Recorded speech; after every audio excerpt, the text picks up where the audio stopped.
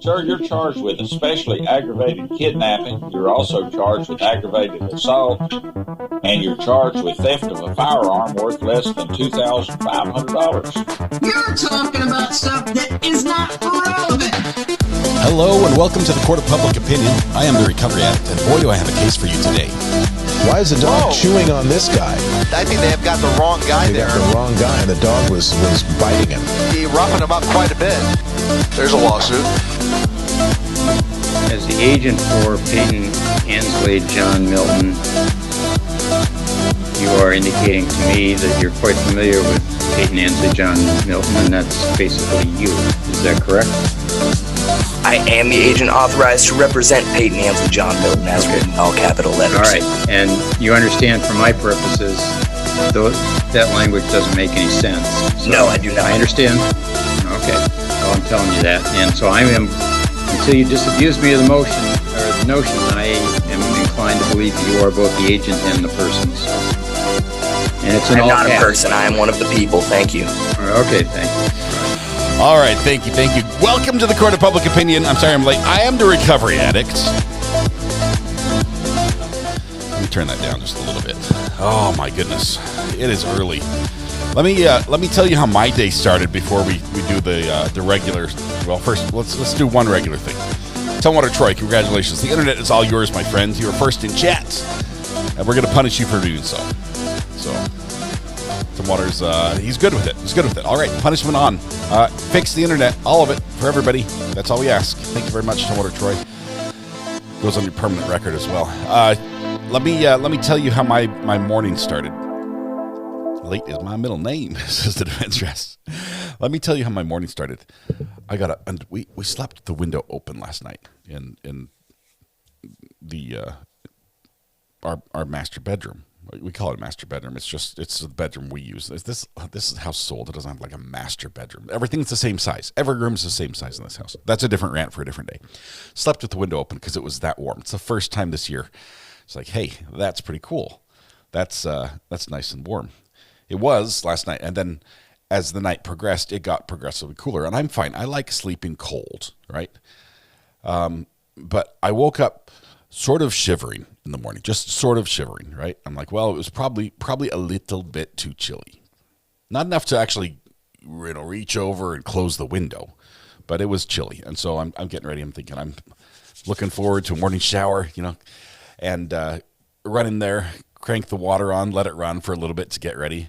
And I am committed, and I just jump in. Our electric water heater breaker tripped sometime, I'm guessing based on the temperature of the water, yesterday afternoon. It was frigid. I mean, I'm thinking 65 degrees or so. And for water temperature, I realize, room temperature is 70. Yeah. Try swimming in it, right? Oh my goodness, I'm cold. I am frozen. And I did all that after I had set the thumbnail up for today. So it was a little slow getting ready. Anyway, we're going to jump back down to court in just a minute. Let's see if we have any birthdays to celebrate. We will do that as well. Happy day. Oh. Ooh. Oh. Mike. What day is it, Mike? Guess what today is? It's hump day. Hump day! Welcome to Wednesday. Welcome to Wednesday. That's all I got.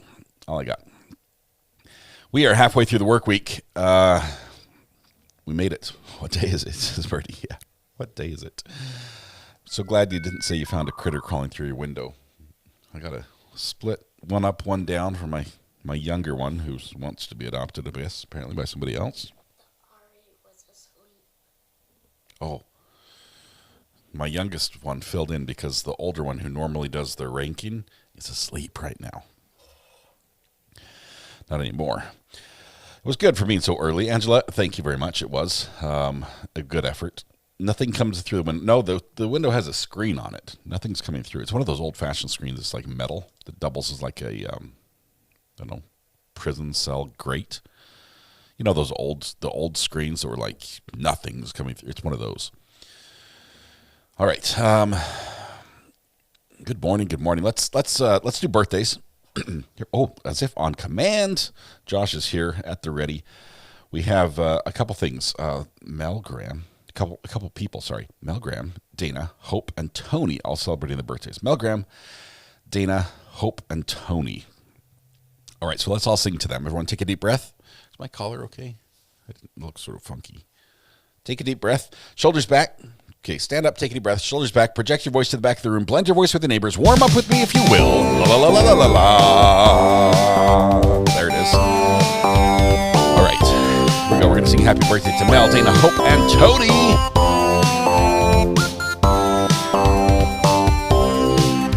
Happy birthday to you. Happy birthday to you. Happy birthday, dear Mel, Dana, Hope, and Tony. Happy birthday to you. There you go.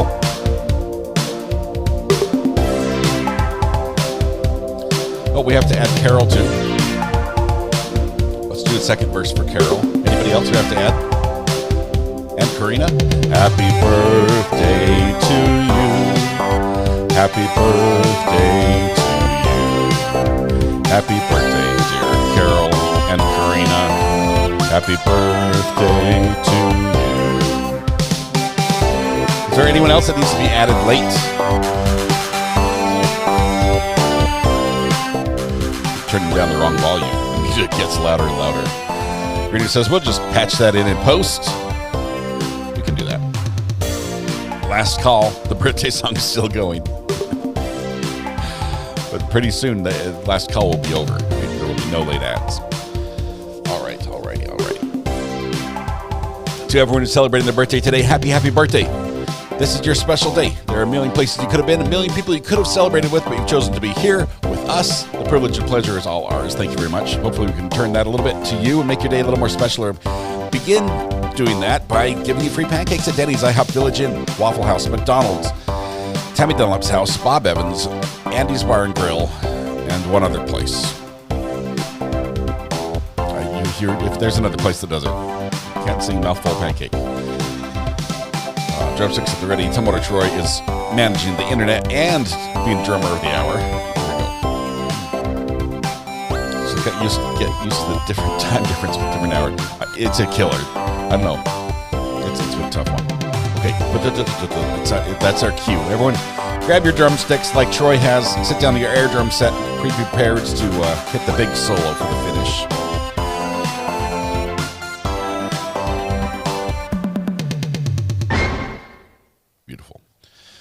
Beautiful. This is also why I keep my monitors just outside of arm's reach in case I get really energetic in the drumming.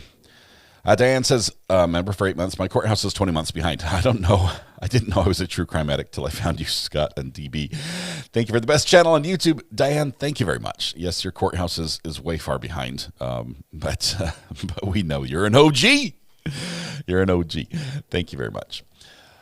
Why does a 1 hour time difference affect us so much? Probably because we try to compensate on the front end and think, oh, we're adjusting, so we'll go to bed earlier. And we lay in bed and we're like, I can't sleep early. I'm not tired yet. So we stay up like 4 hours later, and then we go to bed, and the alarm clock, betrays us. Yeah, the usual. All right, we're going to... I was tired, so it took me a while to get up, but one thumbs down. No thumbs up? Just one thumbs down? Well, I'm glad I woke you up then. Hey, Garbage Man's here. Woot. Cool stuff. All right. Let's go to court because it's time. Oh, look, Maryland School. I love every minute I'm here. 25 months as an attorney. Maryland, thank you for your support. That is huge, by the way. 25 months. So appreciative of your support of the channel. It makes it all possible. So let's go to court if you're ready. I'm ready. We're a little bit behind. We're going to catch up when it's appropriate to do so. This hearing just ended, the one that started this morning. As you can see from the time, we're about half an hour behind. Oh. Almost, well, guess we're exactly half an hour and 36 minutes behind by the bell. I need this bell in the morning.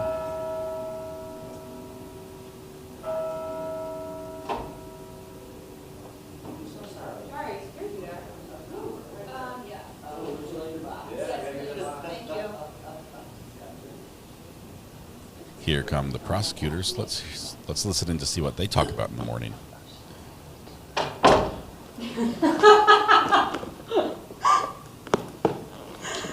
Oh my god. Yeah. I literally last night I was like crap, just sitting there laughing, thinking about like that girl coming home and her mom's like, how was your day? And she's like, well, same with the high schoolers with American trash. She's really like, yeah, them too. Trying to put earmuffs on. She was like, very. No, she might be horrified. Not to me. No, she's not. She's asking about this, whether we need to keep this, how to give all the pictures. Or... That's not up to me. Yeah, it's all the physical evidence. Right. And she should have the court strong. I gave it about yesterday.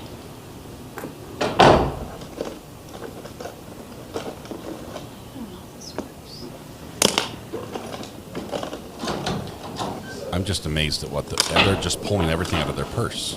And it's like there's still more stuff in it. They just pull more stuff out.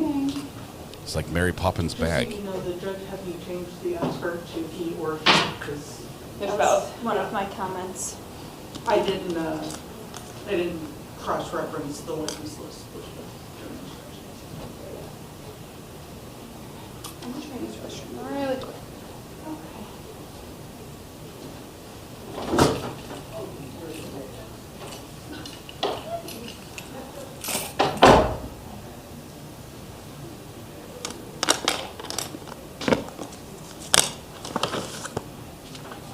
This is like getting ready in the morning ASMR. Okay, leave up here. Put it underneath, please.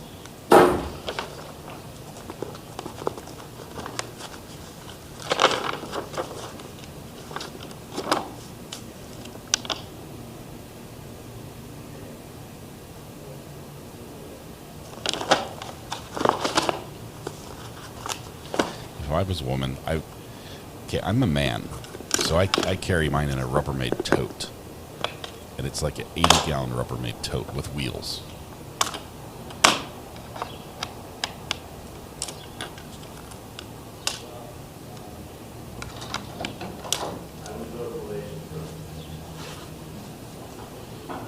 Okay, we're going to fast forward, because these two are not very talkative.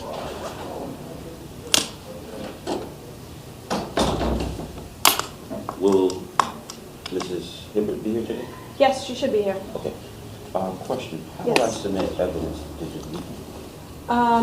If it's something that we have already marked, I can put it up for you. I have it on a flash drive. You can. And it is the same discovery. You can either plug it into the court's computer and the bailiff can show you how to do it. He actually said he doesn't have any experience on it, and I should inquire from you. Let me see. But I asked him, do I need a computer per se in order to do so? Let me see what you have. If you don't mind, I could try and put it in for you. I don't want to put it in yet, but if you just instruct me on how to do it. Let's say, for instance, I have a... Can I see it? I have a flash drive adapter, right? Oh, okay. Or, well, that wouldn't work because I don't have the... I can put the Sorry. Let me... flash drive in my computer. And Or the court could do it to their computer. Bob told him he doesn't have any experience doing it. So, is there anything over here that will allow me? No, that's just a display. Mm. So you can't plug anything into it. And Court computer, are you referring to that one right there? Usually it's kept up there. On the witness stand? Not on the witness end. The screen up desk there by is the just the garbage. same as this. It's just a monitor. Okay, so are you referring to that computer on the desk? That's the court reporters. I can ask. Oh, thank you. There you go. Thank you. special delivery. Donuts are here. I can do it on my computer for you, or if there's not a court computer, then you would need your own computer if you don't want to use mine. So if I was, am I able to use your computer in order to load up when and if necessary? Yeah, I mean, I would need to control it because there's other things on my computer I can't give you access to, but if you put the flash drive in. Yeah, then it should pop up. Then I can and then I instruct can you on click what I on, need. yeah, you tell me what to click and when, and I can do that for you. Okay, thank you. He doesn't want to 'Cause show other you. than that, there is no way to submit evidence that, unless I have a computer, is that the case? Yes, unless you have it printed out. Then it's not And if it digital. was printed out, it would be just shown to the witness. Yeah. And then they document it, is that the case? Yeah, I can't tell you how to admit it, but yeah, you would hand it to the witness and ask the appropriate questions. And if it's digital, then I'm happy to do it on my computer Now, for you. outside of that, where's the court's computer in case needed? I'll ask the bailiff because it used to be up there. No, it's Kathy's. That's Kathy's. Hey, Bob, I have a question. Okay, Bob. Usually the court computer was up there. Right. Is it still available for Mr. Jordan if he would like to plug in his own flash drive? Maybe somebody stole it. We could plug it into here. Okay. Yeah, port it. And then the mouse for him to control it should be up there as well? Yes. Okay. Right here. Would I be able to control it from here? You may, let's see. You need a long cord or it needs to be wireless. Let me see if I can get a cross piece of paper. Bob, you just... Yes, it'll work on a piece of paper. So do I have to have a piece of paper for it? Yeah, just any piece of paper. You didn't even bring a You want piece to of try? You want to try the flash drive to see if it works? I'm pretty sure it works, but yeah, let's just see if it Yeah, actually just loads test up. to make sure that it displays. Mr. Jordan, what is on the flash drive? Mainly the evidence that you showed yesterday, which I will. Mainly. Because if it's evidence that we have already admitted, we can play. Yesterday I mentioned in court, I believe, that, now should I connect that? Yeah, go ahead and connect that. Yesterday I mentioned that, well, you can show me here where the dash cam should be located because I have not seen it. And you played some yesterday, and this is the same drive at the same time that you gave me, that I signed for. So that's the drive I gave you? Okay, so I do have all the dash cam clips that we've played so far I have on my thumb drive, and then I have the complete. If you can show me on this drive where they're located, because Okay. I have not seen it.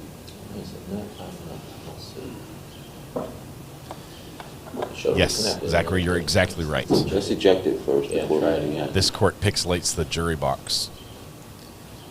Unfortunately, the jury walks in on the right-hand side behind the defendant and then the prosecutor and then stands up and walks across the front. So we see their faces anyway. I try to cut that out because I know that the court's intent is to hide the jury, even though they don't do it very well. So I'll cut to to this view when the jury's walking in. Scan the drive. I'll show them What was like that? this in the background. There's a problem with the drive scan. Click Scan on the it. drive now and fix. Okay, now scan it to fix. There's a problem with the drive. Watch him format it right here. Oh, this would be funny. Why would I repair drive? You won't be able to use the drive while when it's repaired. It's fine. So you want to repair it? That won't erase it, though, right? No. You think Repair it.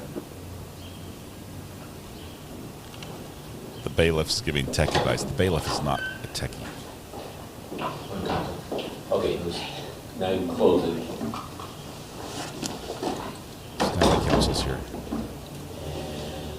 Now you can play it. Oops. Oh, I did that too fast, did I not? Yeah, I think because you wanted to. There we go. Okay. Voices. No. No, you're going to want to go click the manila file folder on the taskbar at the bottom. Yep. All right, then if you just go down to USB drive D on the left-hand side. Yep, click that. Those are the contents of everything. Now, where is the dash cam located? Can you recall? Can you scroll down? Sure. Or enlarge. Or make it bigger. That's just. Go to video files. All the way to the very bottom. Because all I was able to observe in there were the search warrant videos. Okay, go back. Let me see what they're called. Is it your Discovery that's plugged in there? That I received, yes. Right, like the flash drive you got from them? What file do you have it in? I'm looking. Yeah. Good morning, Judge. Morning. Good morning, Judge. Top of the day. Apologize for being tardy. My phone died in the middle of the night and neither of my alarms went off. But you know what? I opened my eyes at 7:01 and sat in this chair at 8:08. That is 8 minutes late, that's what that is. 8 minutes late. Magic. Yes, the courtroom window's open, so we hear the lawnmowers and kids playing outside and everything else.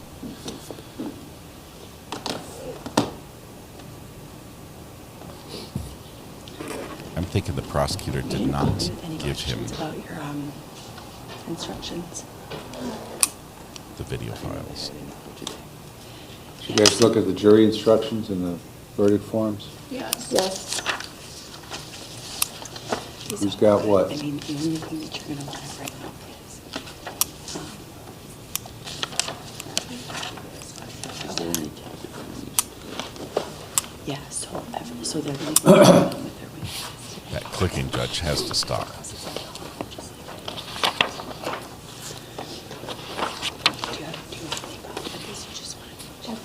Open the recordings folder. Keep it in there. recordings? Yeah, it's near the bottom. Where's my counter looking funny?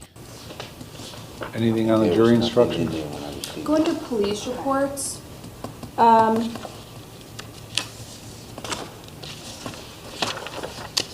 On page 5 at the top, the previously convicted, I believe it should say a felony offense of violence.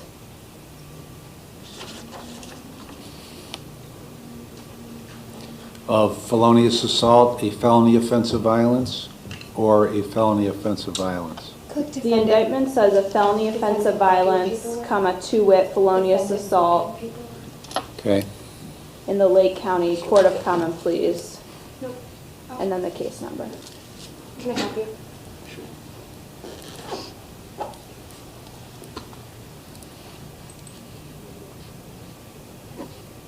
Okay. And then in the paragraph also on page 5 that begins in the middle of the page, evidence was received that the defendant was previously convicted of a felony offense of violence, as well as to wit, felonious assault. Okay. And then in all of the forfeiture specification paragraphs, in the jury instructions and the verdict forms, we are missing the cocaine. So right now it's listed as firearm, magazine, ammunition, and marijuana. Okay.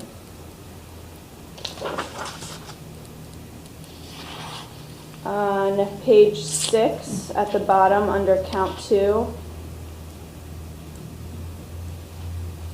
Okay. the defendant has previously been convicted of, I think we should add in a felony offense involving the illegal possession, use, sale, administration, distribution, or trafficking in a drug of abuse. And then to wit, possession of cocaine? Correct.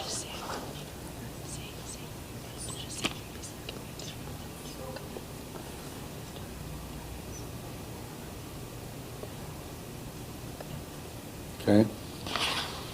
On page 7, the last sentence of the forfeiture specification Cocaine. section. Cocaine? all definitions and instructions are in the same as count 1. That is different than on page 8, where the specific definitions are stated that they're repeated in count 1. I don't think it matters, but it's more specific on page 8. Where? On page 8, Where? clear and convincing evidence, contraband, and instrumentality have the same definition as in count 1. And on page 7, it just says all of the definitions and instructions are the same as in count 1. No, she's here for this count, for the count. And then for count 3, possession of cocaine, although OJI does state in the first sentence, the defendant is charged with possession of drugs. Possession of drugs is a different crime than what is laid out in the indictment, so I think to comply with the indictment and what we anticipate the evidence will show is that it just said the defendant is charged with possession of cocaine. Okay.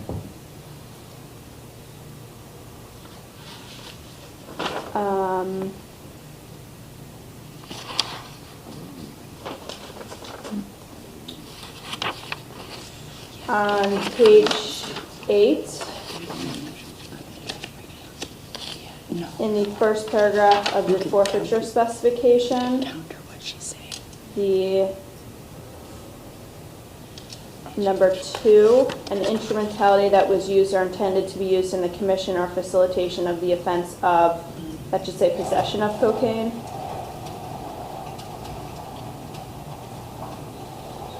I'm guessing that our defendant doesn't have any corrections with jury instructions because he probably didn't even read them last night. Page 11, under deliberations and verdict. When you go to the jury room, your first function will be to select one of your number to serve as the foreperson.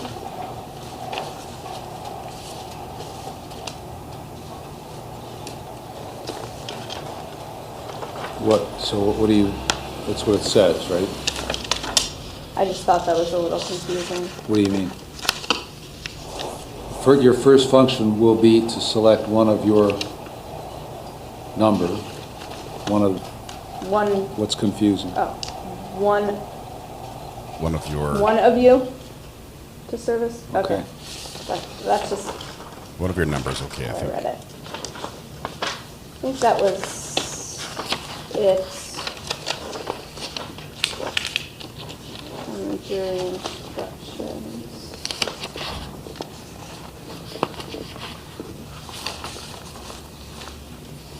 Your Honor, am I allowed to bring up some? Okay. Mr. Jordan is. Oh, I did forget. I'm sorry. Page 6, under count 2, having a weapon while under disability. Yes. The court is Lake County Court of Common Pleas. Case number. Right, you said that before. Oh. I think that was... Out loud to the court. Say it. Your Honor. Your Honor. Hold on, she's still going. When she's done talking, I want to say. I think that... Do you have anything more? When she's done talking, Oh, you say yes. to the judge, Your Honor. Where is it? There was an additional instruction on standby counsel on page 2 that is in OJI.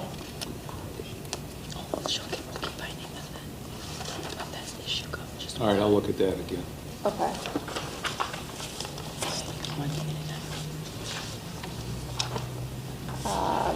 What's the judge doing? He's holding his hands up like this. The same language on the verdict forms, if you want me to talk about that now. No, you already said on the forfeitures. Forfeiture, yeah. Yeah. And then, I think that was it.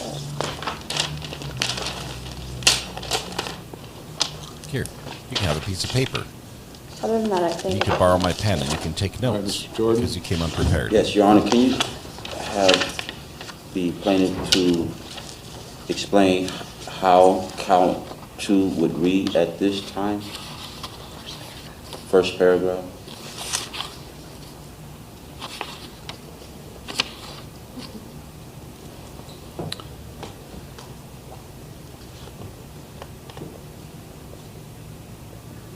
It's gonna be language that's similar to what's in the indictment. Previously convicted of, and then whatever that language that's in the indictment that references the drugs. And then to wit, possession of cocaine. It's gonna reflect what's in the language in the indictment. Would that, just to clarify, would that say with possession of cocaine? To wit, possession of cocaine, yes.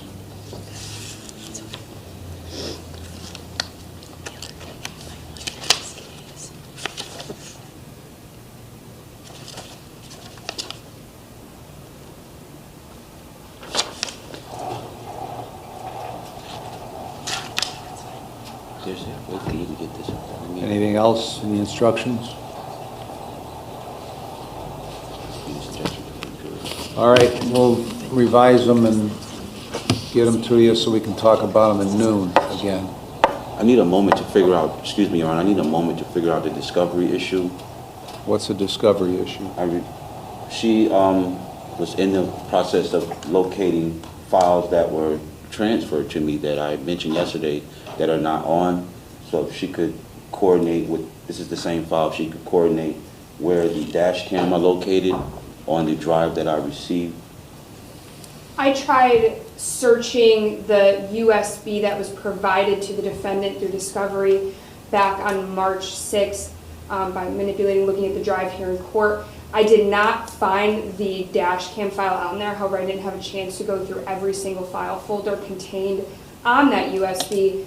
However, prior to providing that USB to the defendant back on March 6th, our office did index the contents of that USB, and our index reflects that the completed dash cam was provided on there.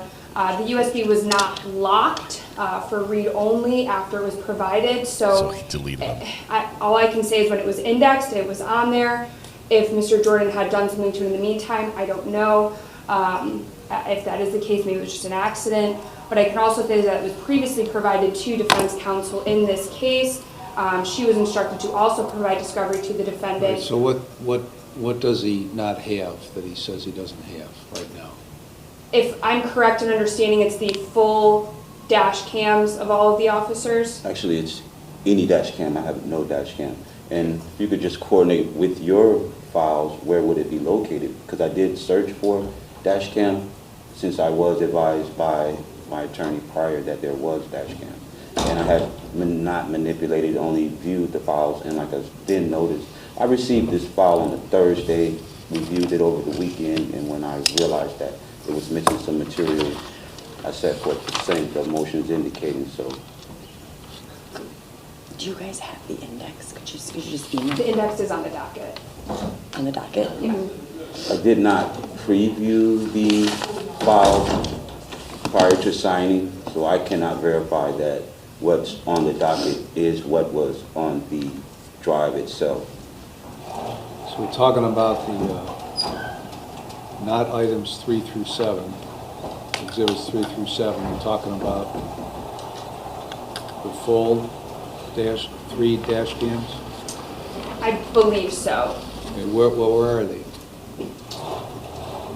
We have them here in court on the state's drive that the defendant can use in trial if he wishes.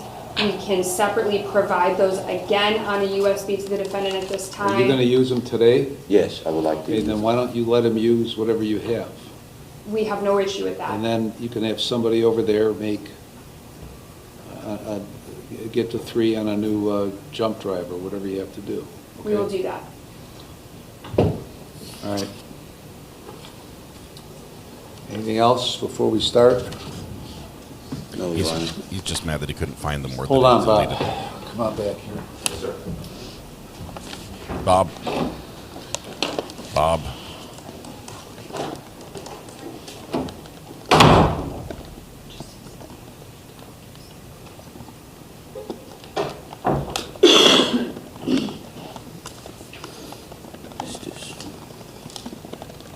courtroom does have a window open. It's just right above my head, sort of right over here.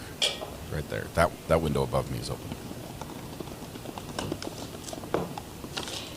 Would it be under the image, the notice of discovery by state and request for reciprocal discovery? Yes, it would have been in the filing on 3/6/25. It's telling me no image available. I'm looking at the image, so I don't know. Did you log in at? No. Allison? You might have to log in to see images. But yeah, it is in that notice of discovery and request for reciprocal discovery. Can you just email it to me? Yeah. I honestly don't even know my password. That's funny. I shouldn't laugh.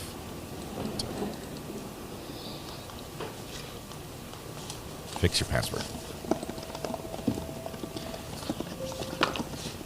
Hang on. If you don't know your password, how do you get the discovery? Which computer? Court's computer. Over there. What's your email? afhibbard@gmail.com. Which computer? No. Sorry. It's there on the computer. Which, on that computer? Yes. The one up there? Yes. I see two computers from here. You see the one with the projector under it? Oh, it's in that drop. Okay, I see. Gotcha. That black box. Hey, public defenders don't have a huge budget. Okay. Thank you. Could you email it to me, please? Is this the file that we were just speaking about? Email what? Would this be the flash or dash cam? No, I'm just asking her for a copy of the index. Oh, okay. So that we can see the index, you know? Rachel just emailed IT to put it on another flash drive and have it brought over. But we have all of the dash cam available on a USB too. But I just need to know It's a discovery if there's a certain place within the videos that you want me to go to, Mr. Jordan. There's I would actually there's have an to image that's preview them. I haven't had a chance to preview them Okay. in its entirety since I picked it up from you on a Thursday. And they're in the Looks like file that phone battery is working now. And they were in the file at that time. If you had an issue with it, why didn't you contact me Monday and say they were missing so I could then I give you did. I another actually copy? placed a motion to compel discovery. You filed that Tuesday morning when trial was starting. but- Actually, I filed that Sunday when trial started. Well, the day before trial. Okay. Yeah, he did timely complain.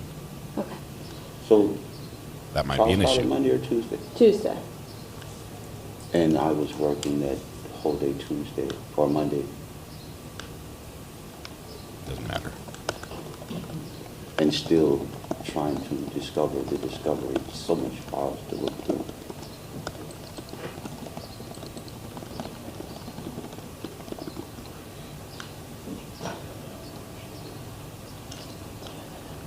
So you gave them to him as what, both the redacted clips and the full dash cam? If that's what's on the index, yes.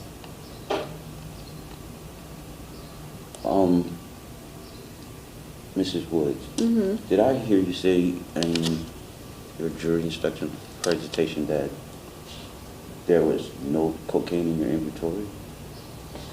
Just the word cocaine was missing in discussion about the forfeiture specifications. Wait, you didn't and find it drugs? Includes the word cocaine on the indictment, so we just asked that that be added to the forfeiture specification language. Okay. Is there a way for me to get prints from that, or it's all? What do you mean? Like if I wanted a print of this right here on the screen? Dude, yeah. Go home on your computer and print it out. Also, if I You put are the something on lawyer. screen, how do I submit it as evidence? Okay, so that depends on, Complete dash. if you're putting it on, you can only put it on the screen if you are using it Right. in questioning a witness. Well, if it was, we'll talk about during the It has to be statements. relative to With what's regard going- to your, yes, correct, with regard to your cross-examination, okay? And it would have to be admissible, but once you did that, so if you wanted to point to that, say the lab person is testifying and you want to point to that, okay? You would, that they're already probably going to have, well, How do I put it displayed that, to but evidence?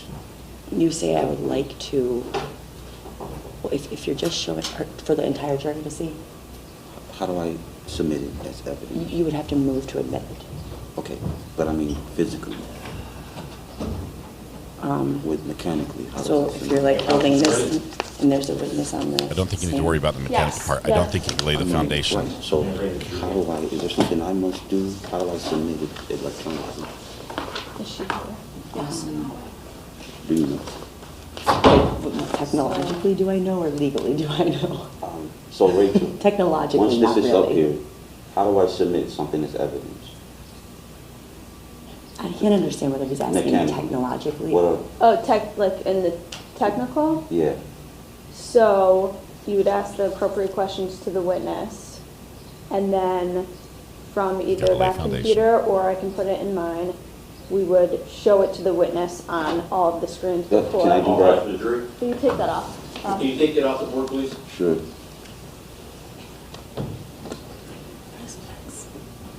Click the X. Click the X. Did it time out? You turned off the screen. Jury's coming in on the bottom. How do I get in? Coming in the other door, that's better. But still walking across the front of the screen. 3 ladies, 1 man, another lady, another lady, another man, another man, another lady.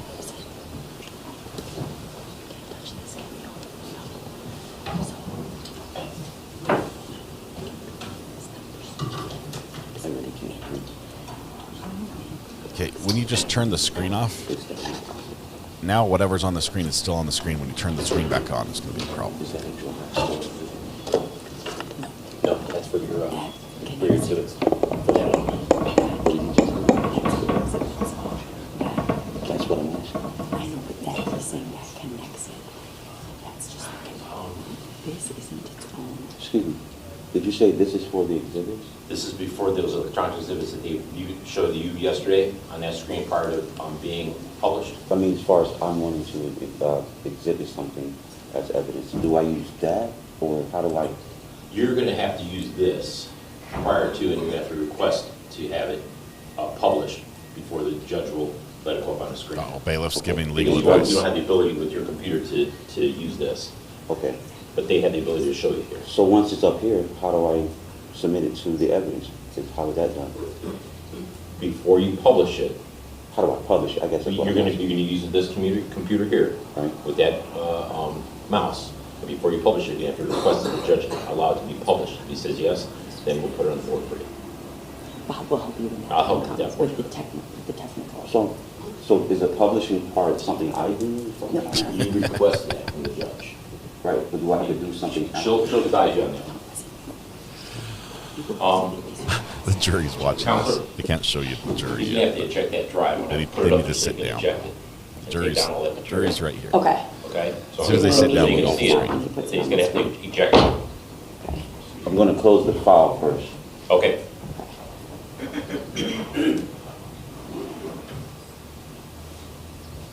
Close it all out and Close. close all tabs. There you go. I'll eject X the out on file. top. Excuse me? X out on top. And eject it. from the Jury, top. forget you saw that. Forget you saw that, jury. And then I'll give it back to you.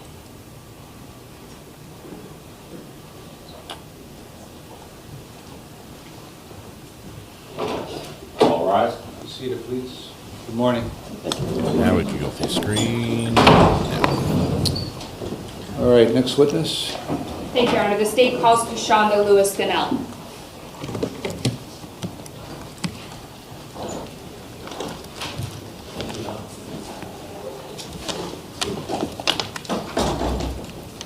What are his charges? People for real. We've got him pinned at the top. he is charged with possession of cocaine and having possession of a weapon. The terminology is while with a disability, which means that while he was a convicted felon. The disability is being a felon. You makes raise your right hand, disabled please. to own a weapon. You swear testimony you're about to give us the truth, the whole truth, and nothing but the truth, so help you God. Yeah. All right, have a seat right here.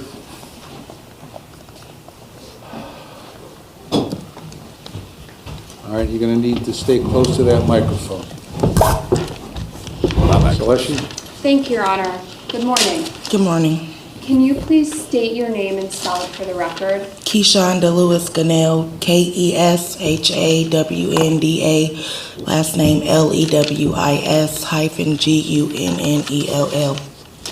How old are you? 30, What city do you live in? Columbus, Ohio. Uh-oh, is she? And I'm just going to get this out of the way here. You've previously been convicted of felonious assault in Franklin County Court of Common Pleas in 2014.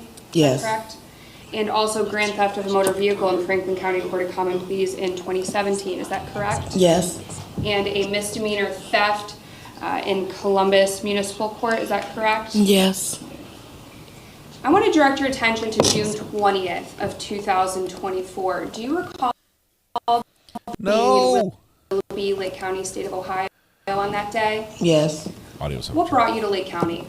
Me and my friend, we were in Cleveland, Willoughby, I guess, and it pretty much was a escort date going back. Who's your friend? Her name's Destiny. How do you know Destiny Thomas? Just from Columbus. How would you describe your relationship with her? Really say it's a relationship or a friendship. She's just an associate. She's just a fellow How worker. long have you known her? For a couple years now. About how many times had you hung out with her leading up until June of 24? That time that we were together when we all went to jail, that was my second encounter with her. Second time hanging out? Yeah. Audio's messing up. Prior to coming to Ohio, where were you and Miss Thomas? Detroit, Michigan. Why were you in Detroit? Seeing my father and my other side of the family. Prior to going to Detroit, did you and Miss Thomas drive up there from Columbus? Yes. How did you get to Detroit? I drove. Is it your vehicle? Yes. What type of vehicle do you have? I had a Hyundai Sonata at the time. Do you have a valid driver's license? Do I have to answer that? Yes. No. Oh, there's what another made you charge. decide to go from Detroit to Cleveland? Did she drive here today? We were just pretty much passing through to get back to Columbus. Once you got to Cleveland, what did you and Miss Thomas do? Destiny posted an ad on List Crawlers, and I would say maybe like an hour into us being in Cleveland, O'Shea called her phone, and he called my phone as well, but I declined, and then he called Destiny, and I guess... I'm gonna stop you for a second, just so we can break down a few things. You said she posted an ad on List Crawler. Yes. What is List Crawler? It's like an escort site. When you say ad, what information is contained within an ad? It was our pictures, her number. I really don't know what she put in the description, but I know it was our pictures and her number on there. What is typically provided in a description in one of these ads? It could be numerous of things, I don't know. So it has photographs of you and Miss Thomas, is that correct? And her number. Contact information for her as well? Yes. Was your number in the ad as well? No, I had my own ad on my own phone. Okay. Was that also posted on List Crawler? Yes. What is List Crawler primarily used for? What he called for escorts. When you say escort, are you And walking someone somewhere? In regards to this case, was Miss Thomas contacted by the defendant? Yes. How was she contacted? Phone call. As a result of that phone call, did you and Miss Thomas come to Willoughby in Lake County, Ohio? Yes. Who drove to Willoughby? Me. Why did you drive to Willoughby? to meet up with Mr. Jordan. What was your understanding as to what was going to happen when you met up with the defendant? It was supposed to be pretty much like a 2-girl special, and he was paying $400. But when we got there and I seen everything that he was doing, I did not want to do anything with him. And, you know, when I said I was ready to leave and I put the address into Columbus in my phone, Mr. Jordan. I'm just going to pause you a second because I want to take this kind of in chronological order. No, it's okay. It's cold. When you say a 2-girl special, what do you mean by that? He paid for a 2-for-1, pretty much 2 girls for 1 price. What is the defendant receiving for that price? It was sex. What was the negotiated payment between the defendant and you and Ms. Thomas? $400. Did you receive any money prior to arriving at the defendant's apartment? No. When did you receive the money? When we got there. How much money did you receive? He sent $200 to Destiny's Cash App and $100 to mine. And when he was supposed to send the other $100 to my Cash App, that's when he did his stuff he was doing and started wigging out on us. So you did in fact go to the defendant's apartment in this case, correct? Yes. When you arrived at the defendant's apartment, what were your initial observations? What do you mean? What was the state of his apartment? If you want me to be completely honest, we do. It looked like that was about to be our death place. Why do you say that? The way it looked, it was ladders, extension cords, paint, hammers. It didn't look like a home, if you ask me. So it didn't have the contents or furnishings that you would typically see in an apartment? No. For example, no couch? No. When you arrived at the defendant's apartment, walk us through what happened. So when we went upstairs on the 2nd floor, he opened up the door.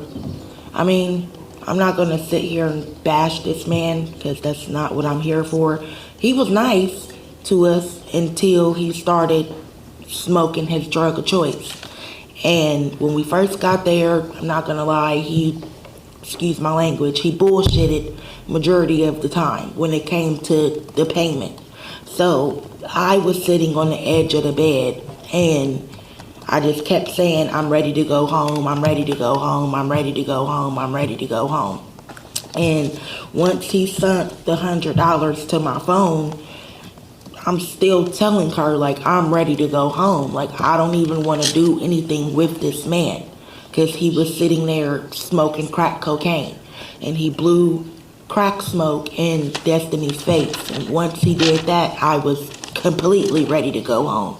All right, I'm gonna stop you for a second.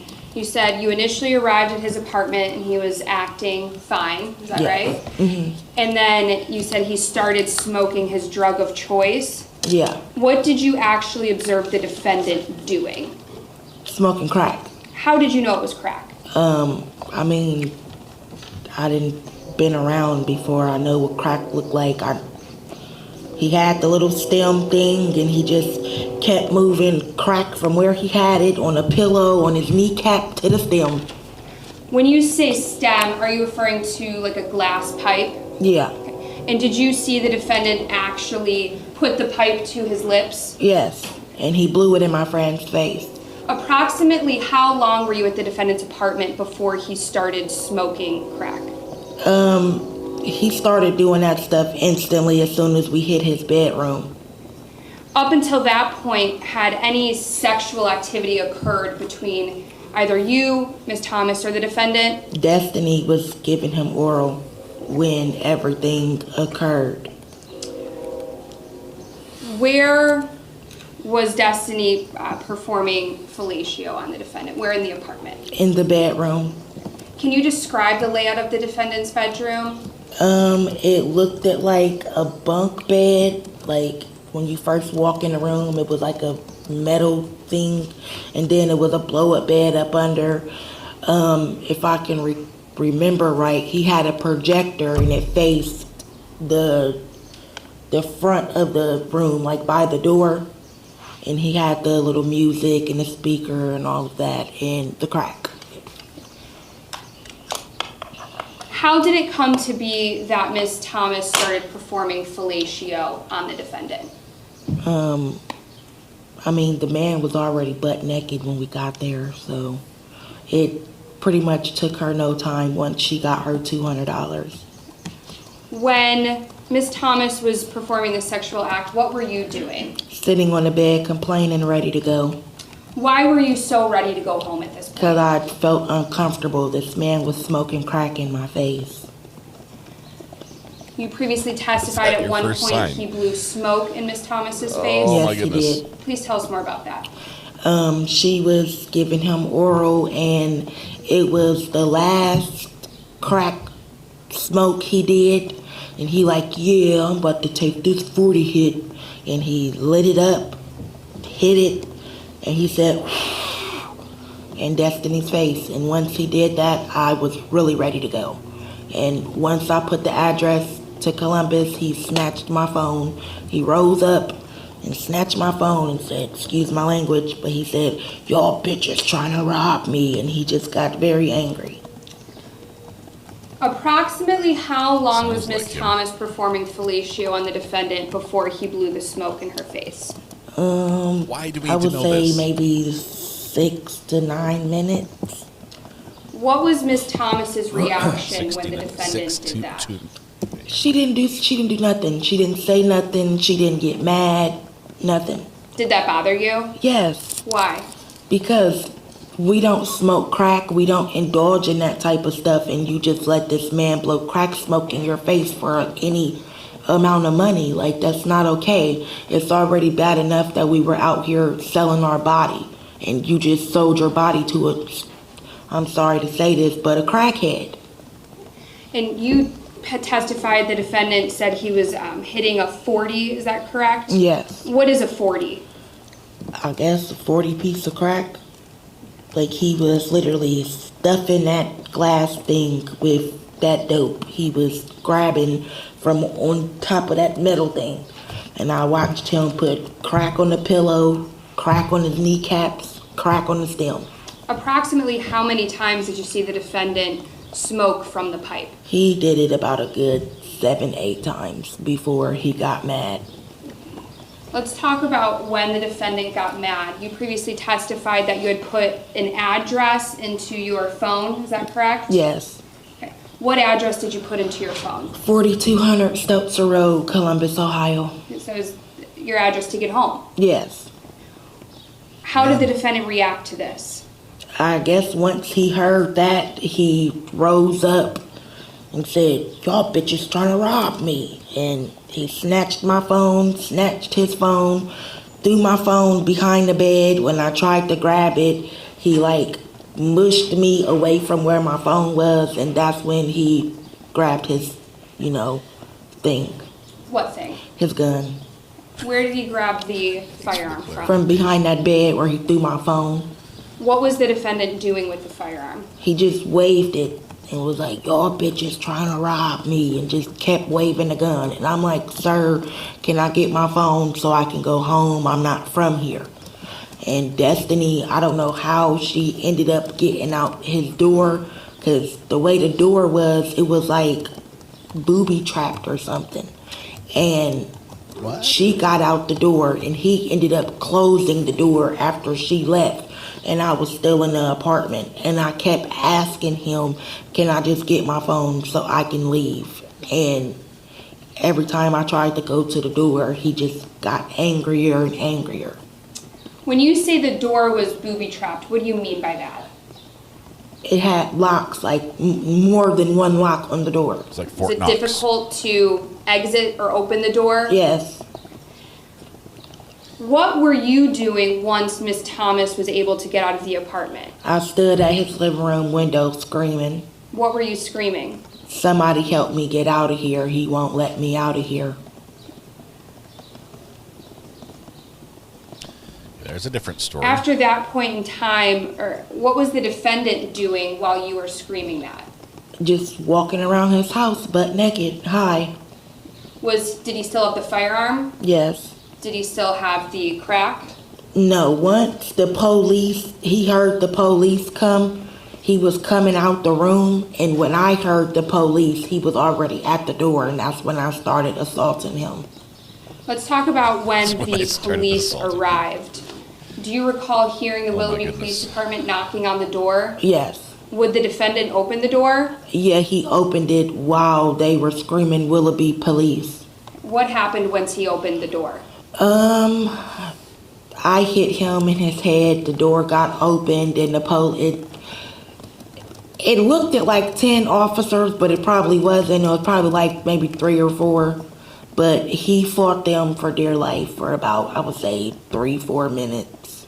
What were you doing during this 3 or 4 minutes? The officer told me to stand at the door and not move, so that's what I did.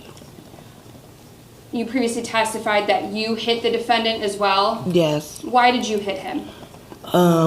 He was stealing my phone and had me held hostage in his home. Were you scared for your safety? Of course I was. When you say you testified the defendant was struggling with the police, is that an accurate way to state it? It wasn't no struggle. He was fighting them. Can you describe that for me? Thank you, Steph. It looked like 10 officers to get that skinny man on the ground. Approximately where in the apartment was this struggle occurring? In the living room.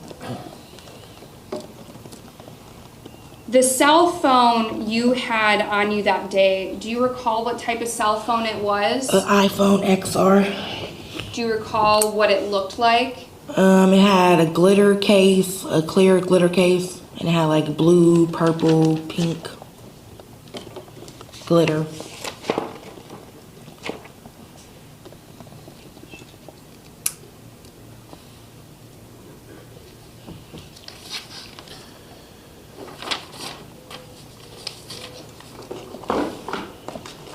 You still have her phone?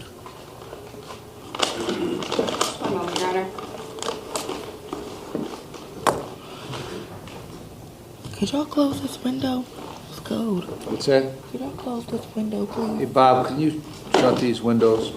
Thank you, Bob. Yeah. Witness is freezing.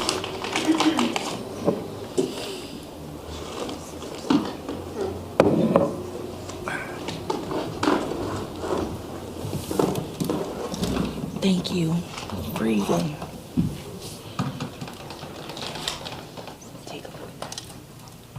Look how much quieter it gets, too.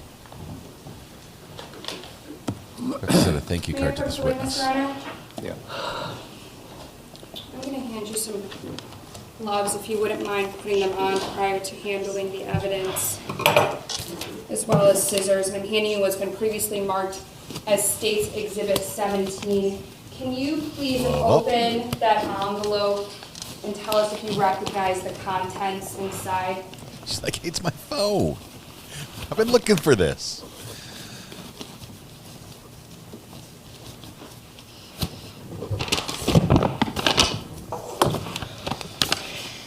And just tear it open. Use your teeth. My phone. That's the phone you had on you the night of June 20th of 2024? Yes. Is that the same phone that the defendant took from you? Yes. When the defendant took your phone, what did you see him do with it? He threw it behind his bed.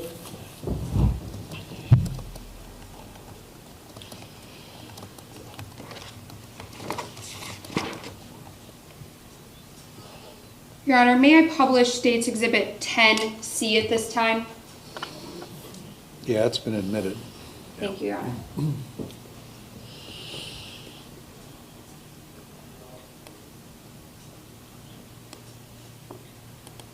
Yeah, she's gonna be like, can I take this with me?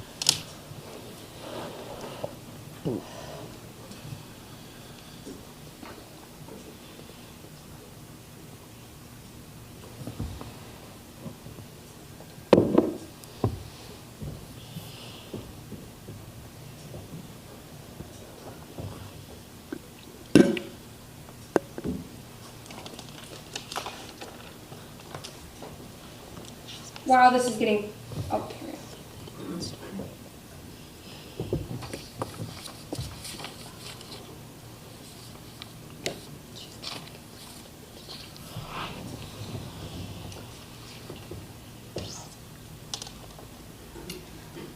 What are we looking at?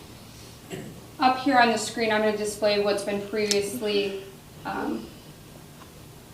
admitted as State's Exhibit 10C.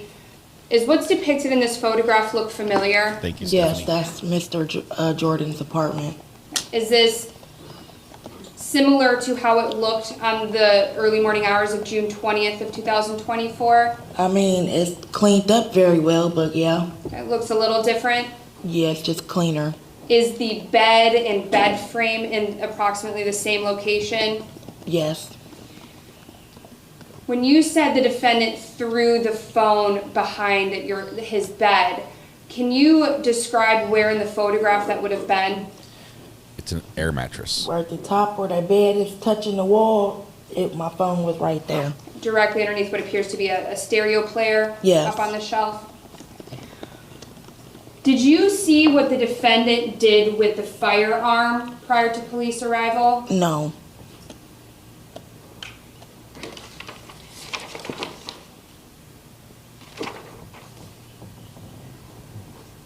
Ms. Lewis-Scannell, you were also arrested as a result of the incident on this night, is that correct?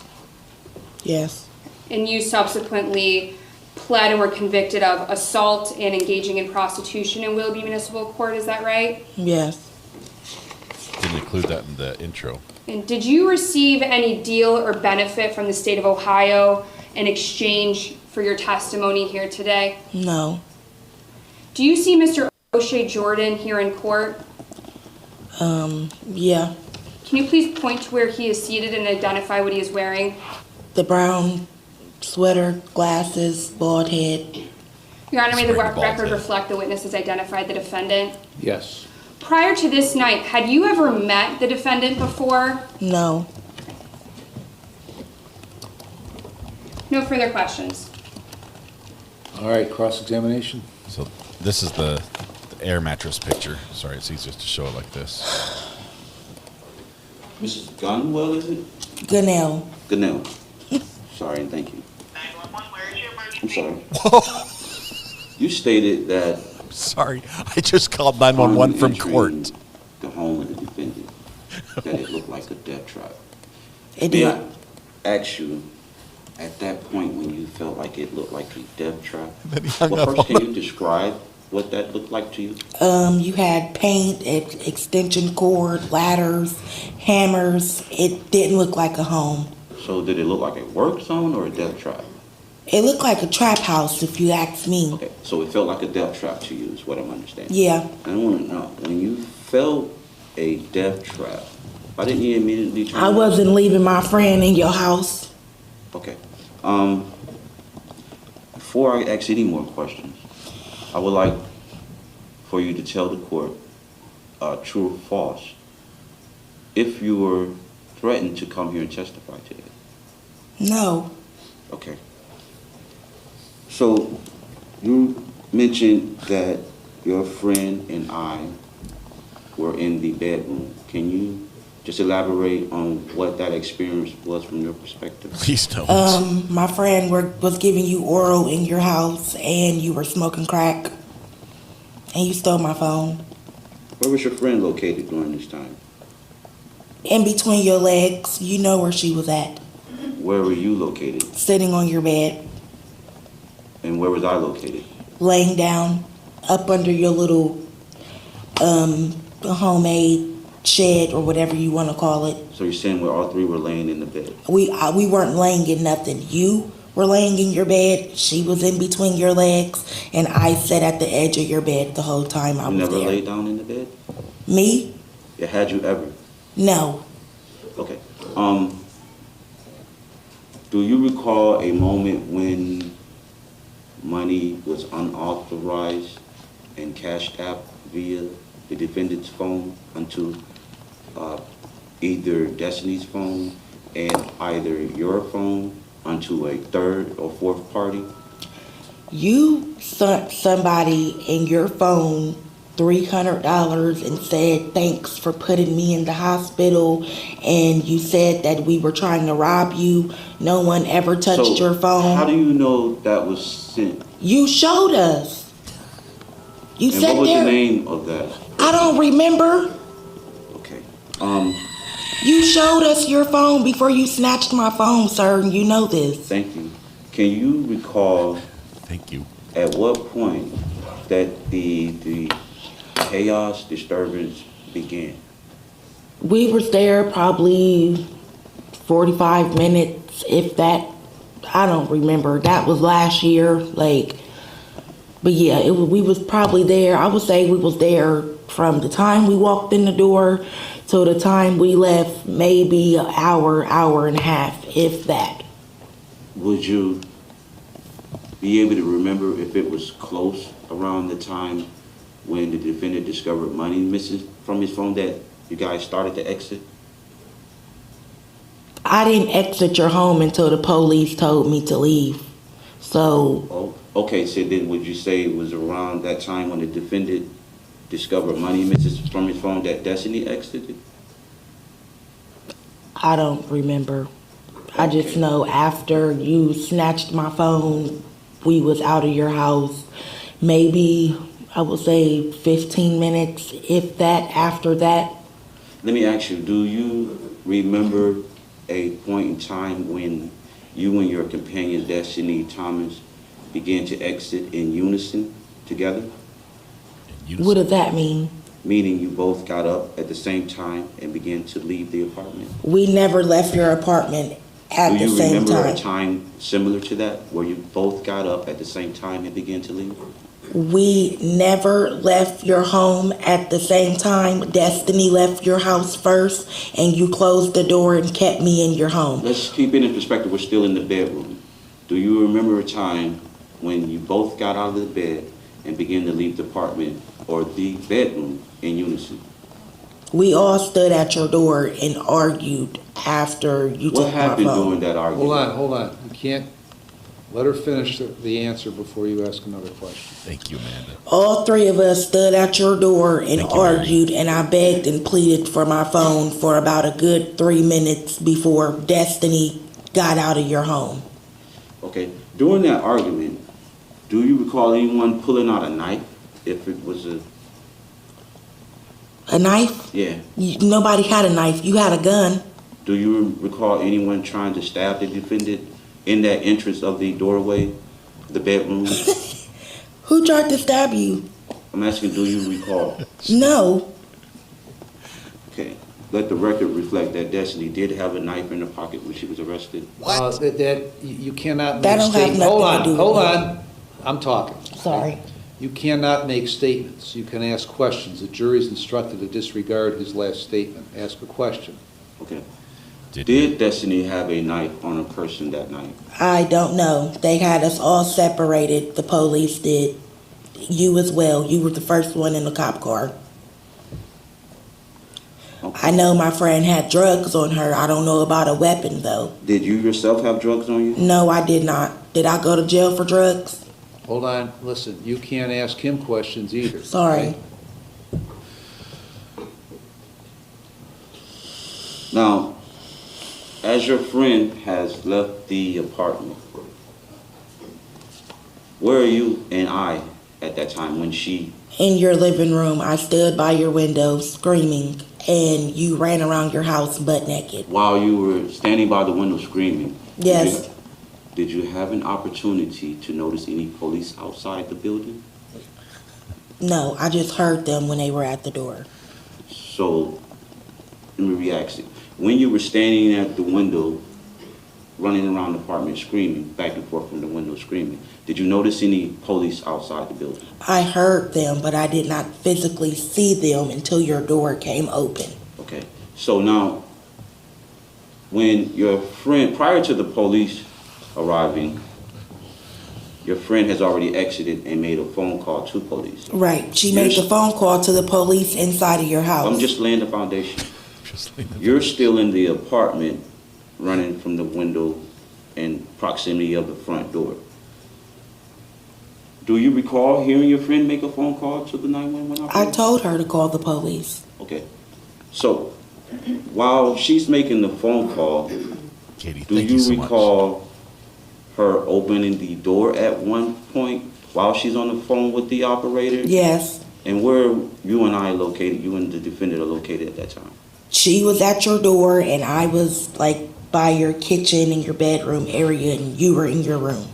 So she was able to open the door after leaving the apartment, call 911, come back and open the door, peek in, and close the door back. She never. As you ran around the apartment. I don't recall her opening your door again, but if she did do that, I don't remember that. Can I have a brief moment to speak with my assistant? She's like, okay.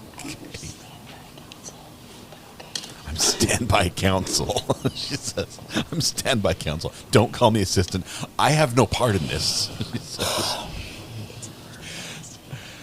Oh my goodness. I don't want to hear what they're talking about. We shouldn't hear that little whisper. But what a trial. Oh my goodness. The charges were possession and possession. We didn't know it was going to go here and there and everywhere. Have you missed anything this morning? No, it's a little quiet this morning, Jackie. Nothing you want to go back and rewatch, at least in at work or at home. It's been many spicy levels. All the bad words which YouTube probably is not going to smile on the channel for, but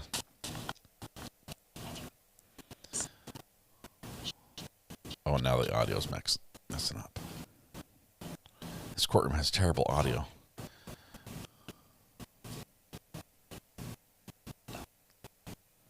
They need to upgrade the computer, their streaming computer. Why does he have an assistant? This is a ripoff. He's supposed to be doing this himself. The funny thing is he didn't want her. He wanted to do his own thing. The judge ordered her to be standby counsel. He was not happy with her at all, and now he is leaning on her quite heavily. Bug Dugger, thank you very much. This has been amazing. Choo-choo. Thank you. Alicia also says, this is epic. Thanks for everything. Epic in all the wrong ways. This trial is... I did notice the defendant is wearing the exact same sweater. Maybe he has two of those. I have two of the same shirts. So I think he wanted two lawyers for the price of one.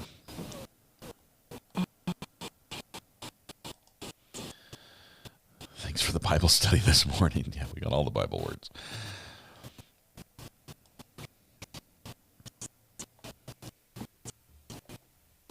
I don't know how you could make this a song and still play it on daytime television or something. Come on.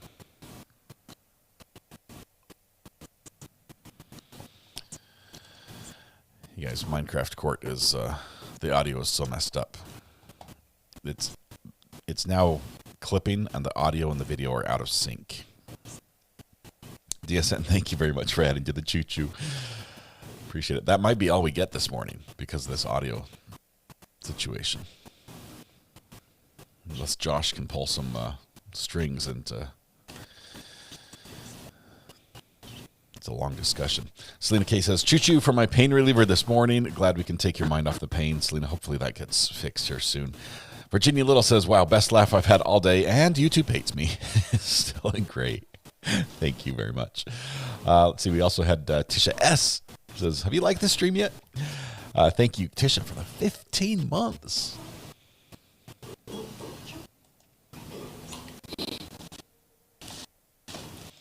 Buck naked. Let's see, what words do we include in the song? Buck naked, crack, 2 for 1.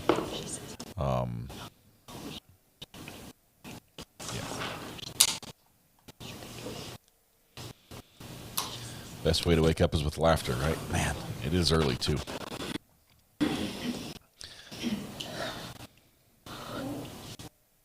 Mrs. Gunn, you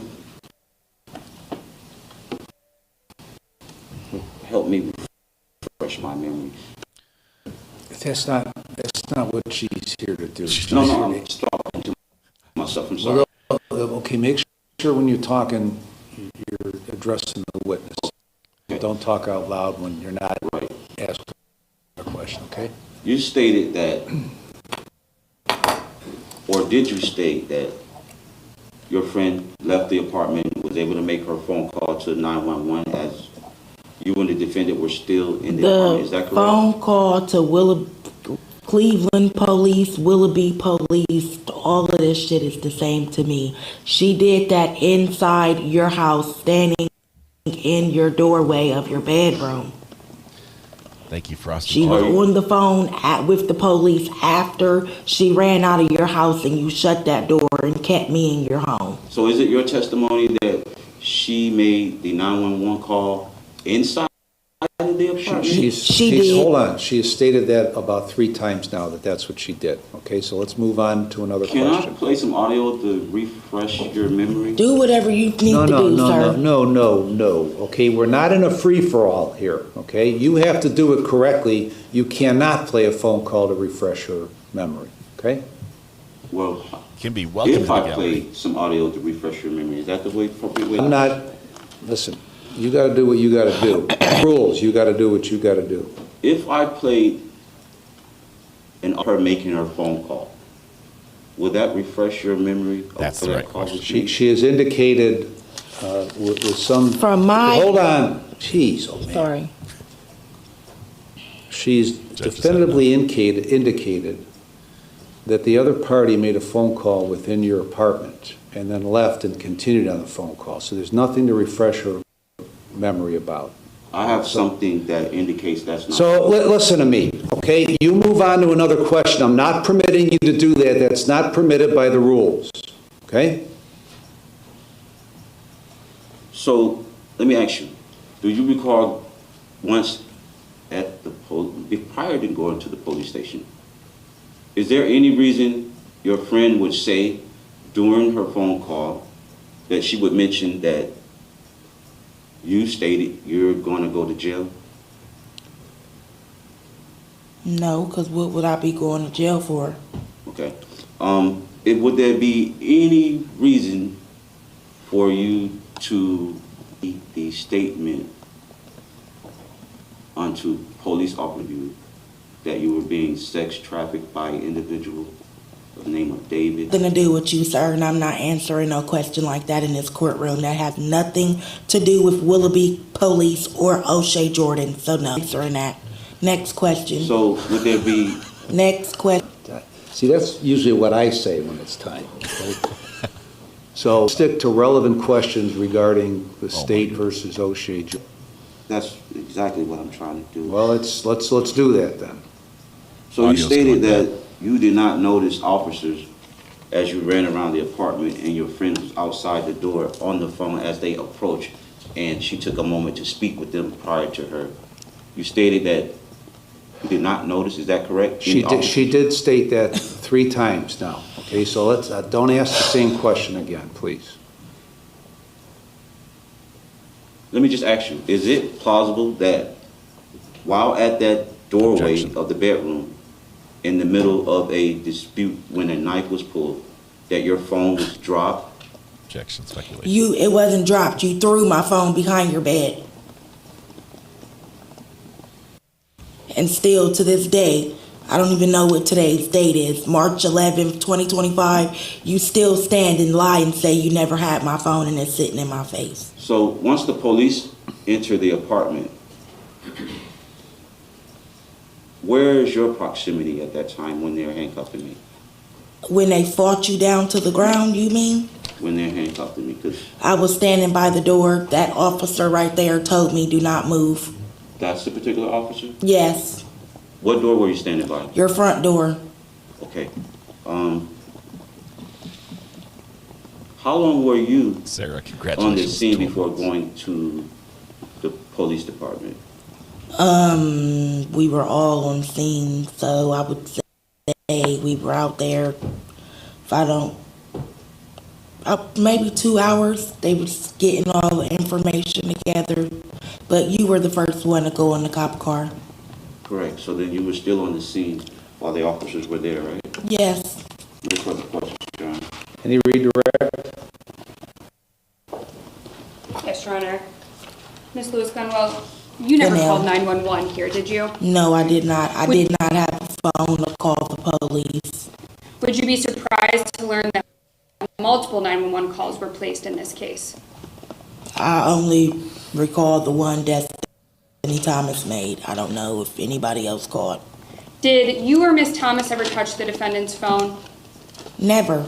Did you ever take money from the defendant without his permission? No, we did not. Was any money received by you and Ms. Thomas in exchange for sexual activity that night? He was supposed to send $400, $300 only got sent, and I guess whoever the person that put him in the hospital, beat him up, whatever, he said that Sustained, jury's instructed to disregard that last statement of the witness. Go ahead.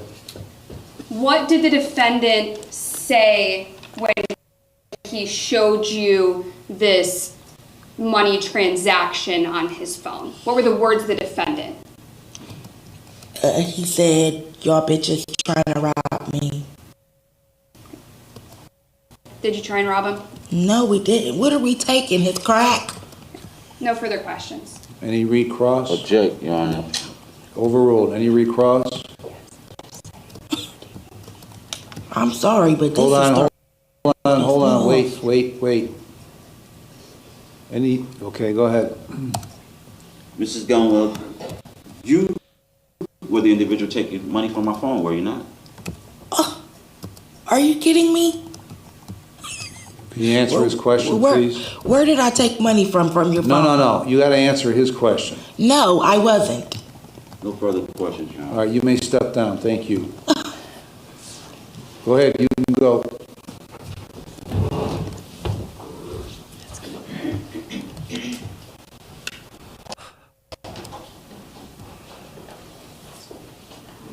All right, next witness. Surprised you Your didn't Honor, the smack him in state the calls head. Lieutenant John Begovic.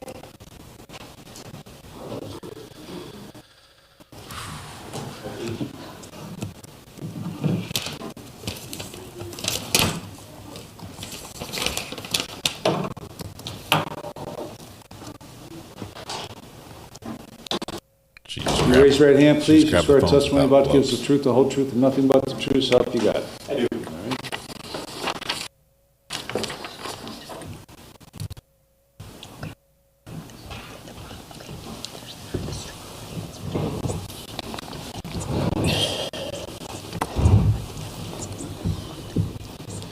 The audio gets bad. Good morning. yes. Good morning. Could you please state your first and last name?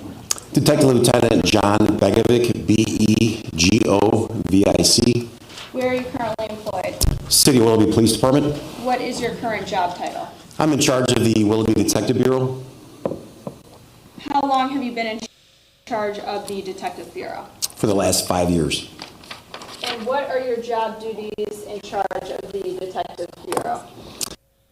Again, being in charge of the Detective Bureau, every morning we read cases, I'll assign cases, I'll become part of cases, help investigate cases myself, but the way the Bureau is set up is there's a Detective Lieutenant who is myself, a Detective Sergeant who is Kevin Rastel, and then I have 4 detectives, so a total of 6 of us in the Detective Bureau. What is the general role of the Detective Bureau? Well, our primary role is to investigate. We're investigate any criminal crimes in nature, but we also assist the patrol division. So if they make an arrest and if they ask us for some help on video, interviews, evidence collection, scene processing, we'll do that as well. Prior to being in charge of the Detective Bureau, did you hold any other positions at Willoughby Police Department? Yes. I started my career as a part-time patrolman in 2 other agencies from 91 to 93. I was hired in Willoughby in 93. I was a patrolman for 8 years, a detective for 11 years. I became a sergeant for 6 years, then promoted to lieutenant on the road, and then in 2020 I was transferred over to the Detective Bureau. Are you a certified peace officer in the state of Ohio? I am. Which police academy did you attend? attend? Lakeland Community College, where I also obtained a 2-year associate's degree in criminal justice. As a police officer with the city of Willoughby, do you engage in ongoing annual training or biannual training? We do train, yes. Going to draw your attention to June 20th, 2024. Were you working that day? Yes, my primary, I work Monday through Friday, 8 a.m. to 4 p.m. I do come in early, just to see if there's anything we need to do early on, but my Yes, the shift audio pretty is much just gonna started get around worse and worse. 7:15, 7:30. Like I said, I start at 8, but I always come in early. So, Lieutenant Pegvik, you were not present at the time that Mr. O'Shea Jordan was arrested? No, that incident began at about 2:40 in the morning, so we were not. Okay. And was the Detective Bureau called that night after 2:40 a.m.? We were not. Okay. When were you approximately first contacted about what had occurred that night? From my recollection, about 7 o'clock in the morning, I was contacted by Lieutenant Kevin Crowley, who was the shift supervisor, along with Sergeant Brad Lampola, asking for assistance in obtaining a search warrant for the apartment at 1207 Lost Nation Road, apartment 206. I then said, sure, we would be happy to help. Other detectives were at the station, that being Detective Dave Burrington and Detective Gabe Slay, along with Patrolman Bill Bernakis, who was on light duty, so he was assigned to the Detective Bureau. And did the Detective Bureau prepare a search warrant for this apartment number 206? Yes, Detective Gabe Slay prepared the search warrant. He presented it to Willoughby Municipal Court Judge Marissa Carnaccio at about 9:20 in the morning. That same day, June 20th, 2024? Yes. Okay. And this apartment is located in Willoughby, Lake County, Ohio? DG, thank you very much. And was that search warrant in fact signed? It was signed by Judge Marissa Carnaccio, yes. After you had the signed search warrant, who responded to the defendant's apartment? It was Detective Gabe Slay, who had the search warrant in hand, Detective Dave Burrington, myself, and Patrolman Bernakis. Around what time did you arrive at the apartment? 9:40 a.m., so 20 minutes after the search warrant was signed. How did you make entry into the apartment? By using keys that were in possession of O'Shea Jordan. We arrived on scene. I had a digital camera with me, so I began taking digital images of outside the building and then upstairs to the actual apartment door. The door was opened by Patrolman Bernakis, but the door handle and the lock assembly was different than any other apartment door. To my recollection, either you had to enter or punch a code to get in there or a thumbprint, but it was not a normal apartment style lock. Did you use the key to get into the unit? Yes. Okay. What were the different roles once you made entry into the apartment? Well, again, once we opened up the door, we yelled out Willoughby Police just to make sure there was nobody in there. There was nobody in there. The door was locked, so nobody gained entry in there prior to us. Once we didn't receive an answer, I believe it was Patrolman Bernakis and either Detective Slayer or Detective Burrington that cleared the apartment. So they went in, checked all the rooms, made sure there was nobody else inside the apartment before all of us went in there. So our roles are basically, I brought the digital camera with me, so I was primarily the one taking the pictures. We then had officers searching separate parts of the apartment. I and Detective Burrington searched the back bedroom. Detective Slay and Patrolman Bernakis searched the first bedroom to the right, the primary bedroom of O'Shea Jordan, along with the living room area, closets, kitchen area, bathroom, and so forth. And the photographs that you testified to, what happened to them in this case? Those were unfortunately lost. So we experienced one of our servers crashed in early June, I believe on or about June 12th. So the way we do it is, so when anyone takes digital images, it's on a digital camera. Those images are on an SD card. We pull the SD card out of the camera, plug it into the tower of the computer, we create a folder. We then copy those images from the SD card into a folder. We then place that folder into the Q drive, which is our media drive. That is stored on a server. Unfortunately, on or about June 12th, prior to this incident, it began to crash. It wasn't discovered until after this incident, where, again, not only was this case, but other folders lost as well. How fortunate for the defense. As a result, did you recently respond back to the apartment number 206? I did. On February 27th, I made arrangements with Parkway Apartments management to head over to the apartment complex and take images of outside the building, the door, and well as the apartment itself, which was being now occupied by a different tenant. Okay. And in your preparation for this case, did you also prepare a floor plan? We did. So I contacted management. I asked management for a floor plan of that apartment complex or that specific apartment.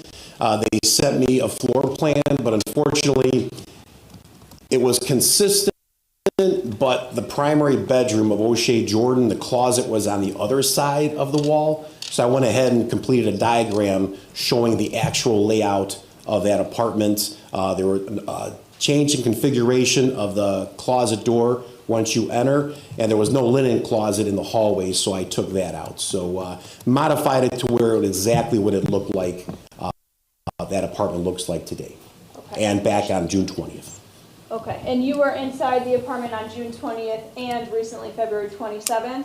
Yes. These photographs? Yes. Okay. I'm going to show you what's been marked as State's Exhibit 9.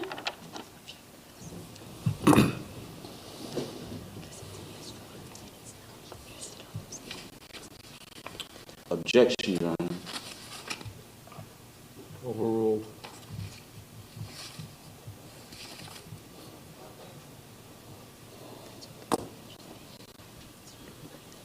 Do you see that on your screen, State's Exhibit number 9? I do. What are we looking at?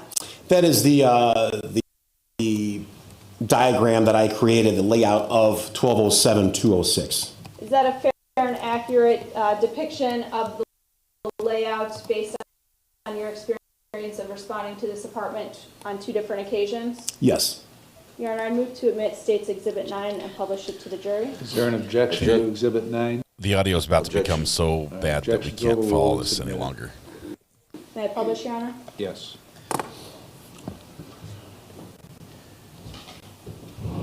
Okay, Lieutenant Begovic, can you explain, and if you could, if pointer will work, walk us through what we are looking at on State's Exhibit number 9. So, oh, he's got a big laser pointer. Look at that. So this is the second floor, which is apartment 206, 1207 Lost Nation Road. So you would enter the building through a door here. You'd walk up a flight of stairs. This is the only way of gaining access into the apartment. So you have the living room to the right, the closet area, the dining area, kitchen area, and what I have marked as bedroom number 1. That was where the majority of the evidence was collected during the search warrant. You have the back bedroom, walk-in closet, and the bathroom. What were the contents generally that you observed on the night of this, or the morning of the search warrant in the dining area and living room area? Once we entered through the only door to the right, it was pretty much like a storage unit. I mean, it had 4 tires stacked on top of each other, multiple tools. There was not a television to my recollection. There was not a couch. Same thing with the dining area, and the same thing with the closet area, just multiple tools. Once we walked in the hallway, the first door on the right that I marked bedroom number 1, there was a black air mattress, a metal shelf style. Again, the kitchen area, you have the bathroom, and in the back bedroom marked number 2, there was pretty much just miscellaneous furniture, but no bed, a couple dressers. We walked into the walk-in closet and noticed that there was some clothes and other items hanging on the clothes rod. Okay. He needs to say you found the gun and drugs, because that's where the charges come from. Show you what's been marked as States Exhibit 2A through Z.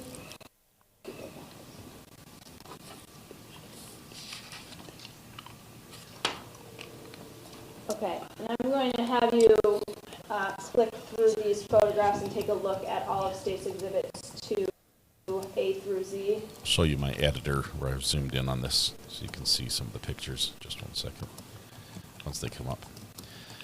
He's going to testify that they found the gun and the drugs. It's going to get really, really choppy here. I know I keep telling you that, but it gets really bad. Oh, another objection. That is not my apartment. Objection is overruled. It's not my apartment. Let me know when you're finished looking through all Those were not my pants. That was not my phone. That was not my door.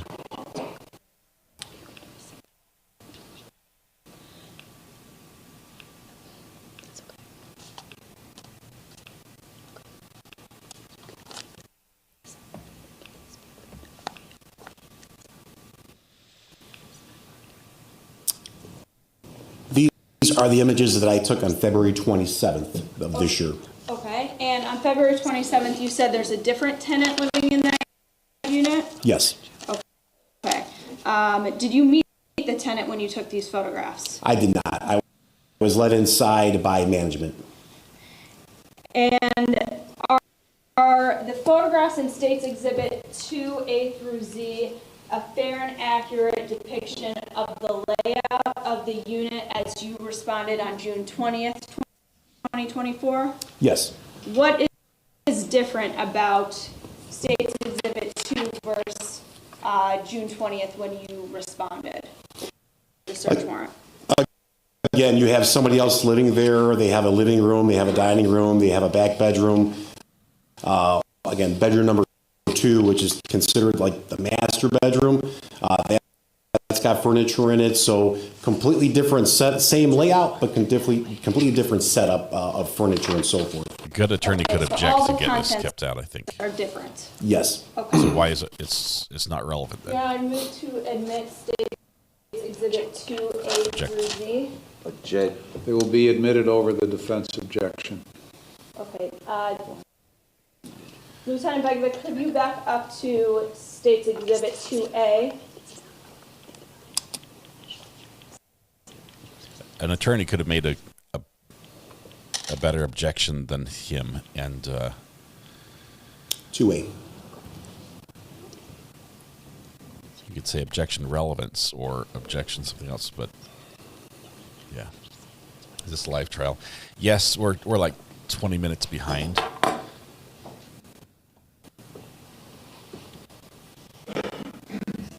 See if we can show these pictures.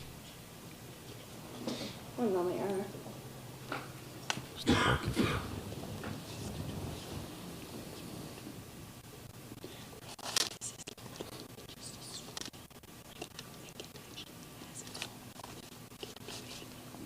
Okay, I have displayed on the screen States Exhibit 9 and States Exhibit 2A through Z.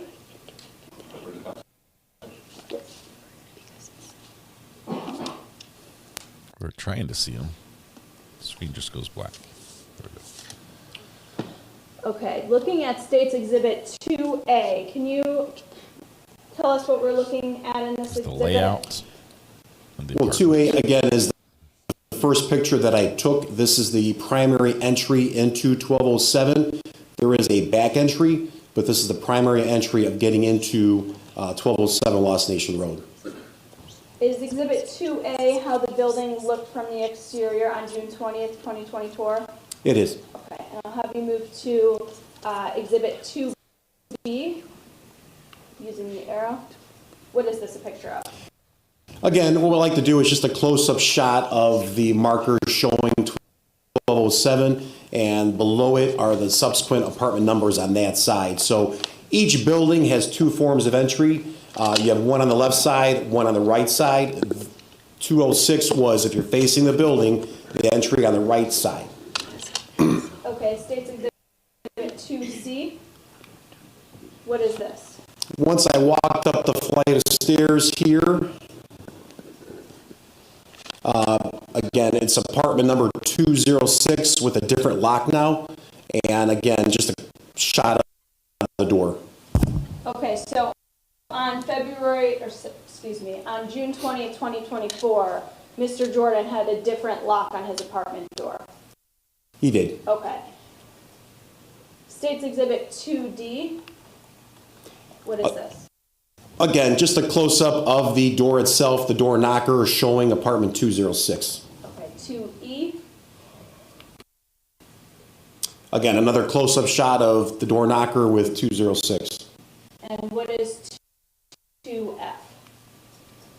2SF is once you walk into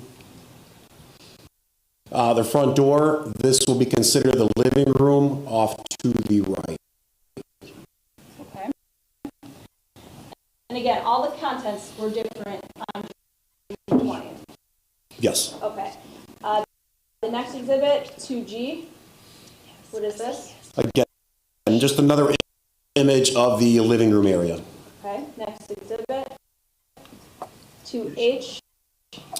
Standing at the doorway at 206, that's just basically if you're looking straight down the hallway that leads to the back bedroom, the kitchen area, bedroom number 1, bedroom number 2, and the bathroom. Looking at State's Exhibit 2H, which side of the photograph is bedroom number 1 on? First door on the right. Okay, and what side of Exhibit 2H is the kitchen on? Straight across to the left. And where is the bedroom number 2, also what you testified to as the master bedroom in State's Exhibit 2H? If you keep walking down the hallway, you will walk right into bedroom number 2. Okay. Next exhibit, 2I. What is this? Again, now I'm standing in the living room area, and I want to get a shot of the front door area, the closet, showing the one door here, and the pantry and a closet here, along with the dining area. Next exhibit, 2J. What is this? Again, just another angle from where I was standing in the living room area, showing the front door, the 2 closet doors, primarily that corner area. Okay, next exhibit, 2K. What is this? Okay, sorry, I've been scrolling ahead trying to find the dining area. If the audio gets any see better. The opening of the wall where doesn't. you can obviously look from the kitchen into the dining area. So let me cut away here. It gets worse and worse and worse, and eventually it's just like bzzz noise. But I can tell you they are on break right now. And when they go on break, the stream gets much clearer because now it looks like this.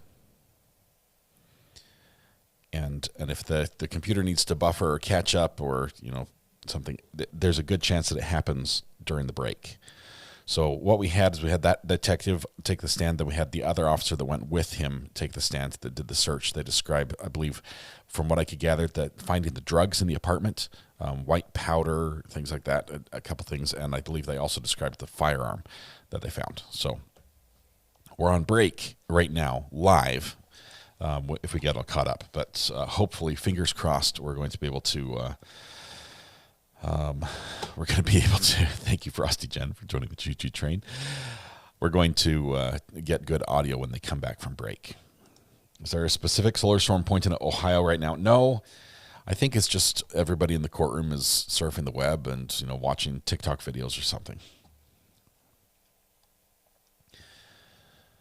The audio it's giving me a headache. So the bad audio is from court. It gets so bad that it's just people would mute their stream if they heard it.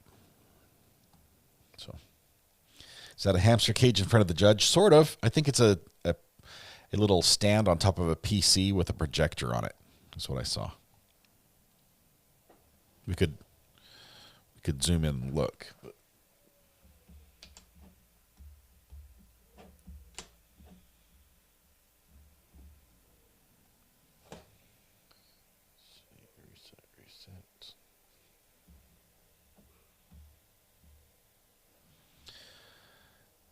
to show you where you wanted to see in front of the judge.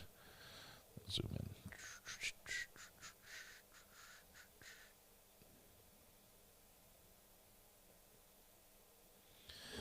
Okay, so we've got a keyboard right over here.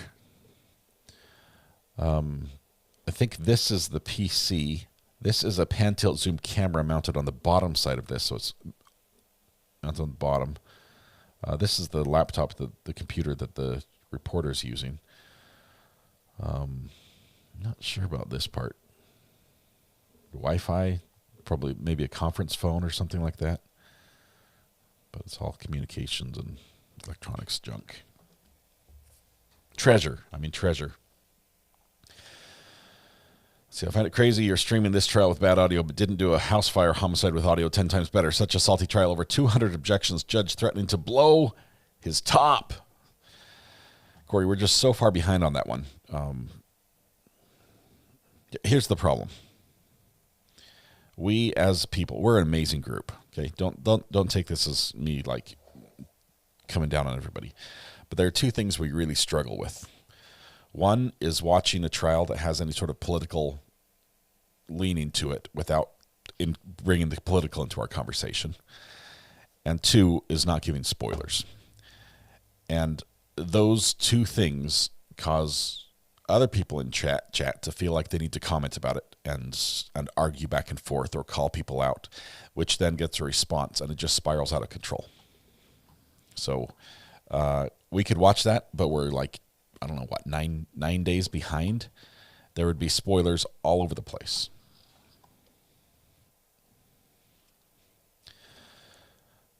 Spoiler, we don't do spoilers, yeah.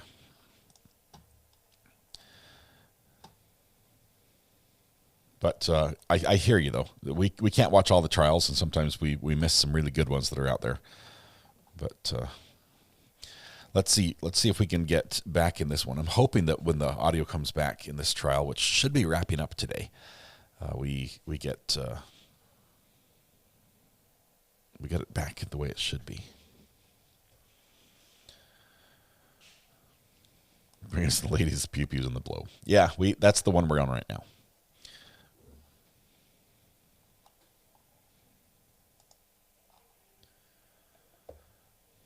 It is Wednesday, which means tomorrow's podcast day. I've been texting a little bit back and forth with Thomas. We've got some funny stories, I think, lined up. It's going to be good. And we missed you last week as well. Kells Bells. Well, we missed doing the stories last week because we talked about other stuff. Kells Bells. It says still catching up, but this is for all the adult actions. Yeah, we're spelled out. Okay. I don't find out about demonetization until later. It rarely happens in the moment for me. Like it's not like somebody says a word on screen and there goes demonetization. YouTube doesn't calculate ad revenue earnings for a video for like 24 hours. And during that time, it can make a ruling. So right now, it still shows we're monetized, but they can still take it away later and it'll be retroactive. So far, fingers crossed, we're still good. Spoiler, the jury won't be out long. Can we view your expressions from this morning? No. I had to turn and look at the wall. We do have the bad blood trial that started in New Hampshire. That's a possibility. We might take some peeks into that one. That one just started, and I'm fine with starting a trial like that. But hold tight. Let me look. Not that one. Let's go here.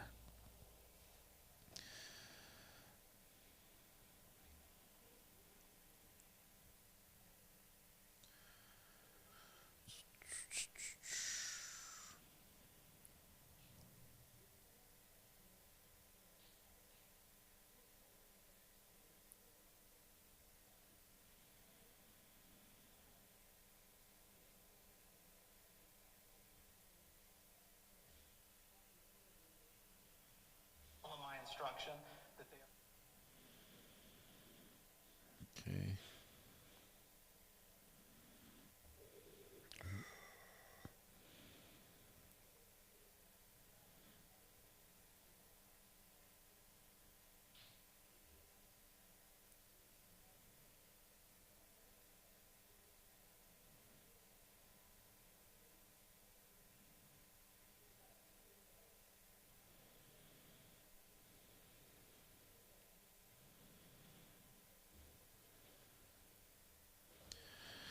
one second.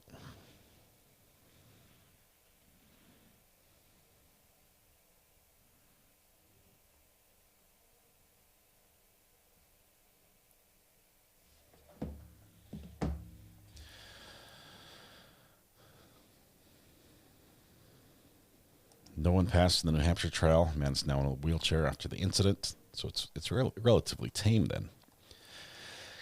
Kells Bells, thank you. I just clicked on it again. Thank you very much for the super chat. Appreciate that.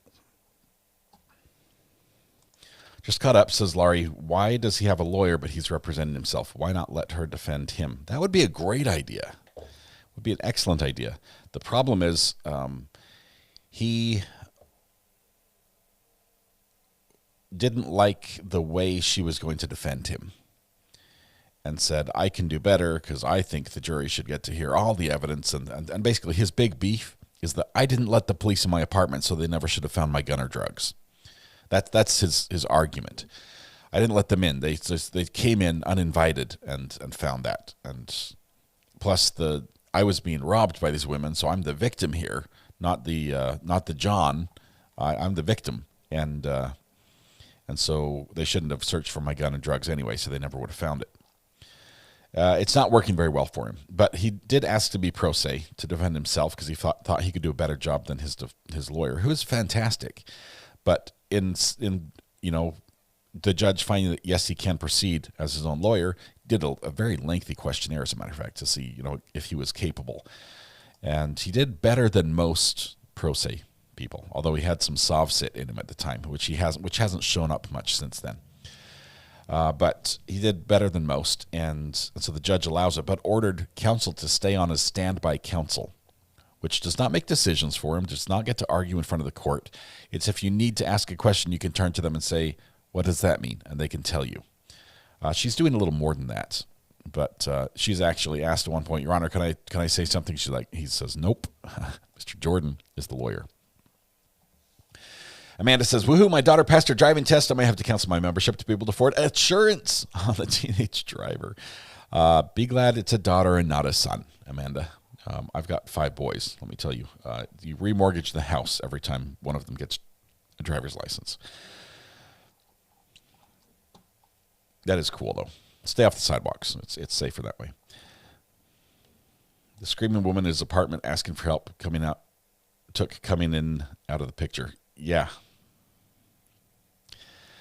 That's the testimony. We've now heard from both ladies who participated in the 2-for-1 special deal, which she responded to an ad on the internet on some what was it? Something crawler? List crawler website or something. Responds to the ad. They drive from Columbus, show up at his place. The first witness did not describe the events exactly like the second witness did. The second witness described the first person doing things that she never said she did. So it's a little bit, their testimonies have differed a little bit. But I think we know a couple things from all the witnesses. He had called them there. He called them there for a specific purpose, which was to engage in adult behavior, and that he was doing drugs, and that he had a gun. And he has not been charged with the solicitation, but he has been charged with possession of cocaine and possession of a firearm by a disabled person, meaning disabled, you have the disability of not being able to own a gun because you are a felon. So they were adulting to the max, yeah. So much adulting going on.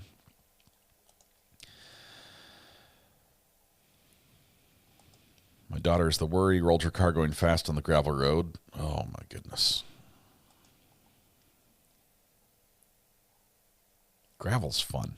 I like driving in gravel, especially if you have a manual with the handbrake, because then corners are handbrake turns. I'm the king of handbrake turns on a dirt road.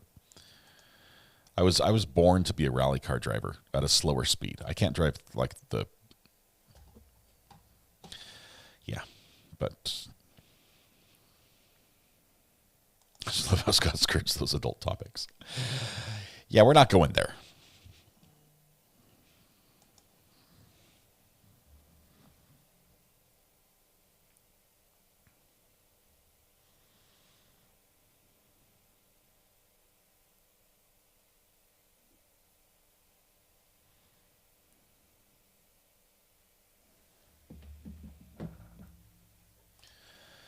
Virginia, you're having another grandbaby in November. That is awesome. That is awesome. Great grandbaby. That is great. Wonder why the girls were not arrested? They were. They were arrested and charged.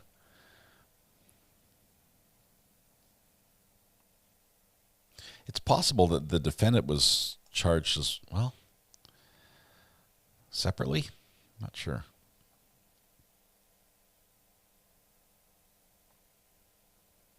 If you want spicy, go back an hour. Yeah, we had all the spice we could handle. Angela, you get flat tires because of the rocks. It must be like shale. Is it crushed shale on the roads? That's terrible. It's like shale when you crush it. First of all, it's a very cheap road gravel material. You get it from a shale pit and blast it or smash it and spread it all over the road. But it's basically like a million different arrowheads on the road.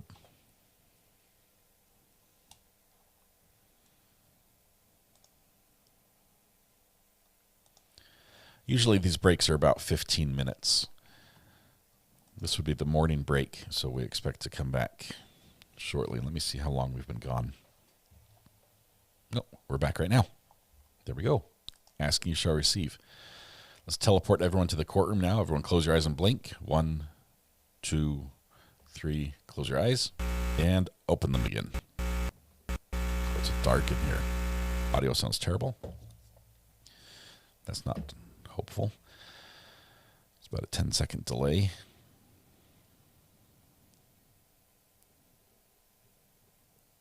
There we go. We're back. Ample love? No.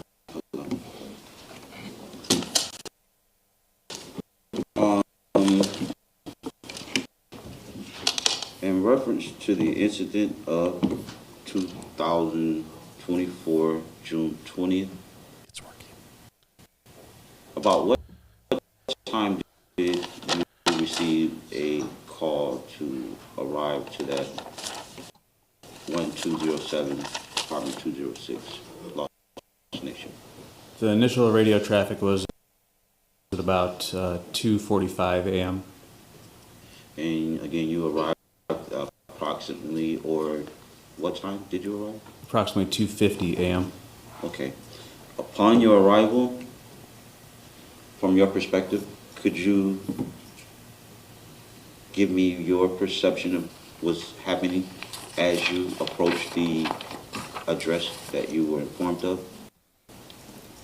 So the information that I had via the radio traffic was that there was a male smoking dope, tweaking out, and there was a female inside apartment that was not being allowed to leave, and there was possibly a gun involved.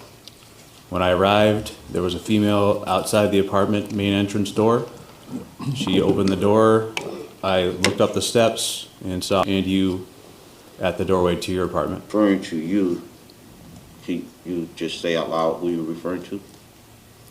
When you said you saw a female, Officer Brown, and who are you referring to? O'Shea Jordan. Okay, thank you.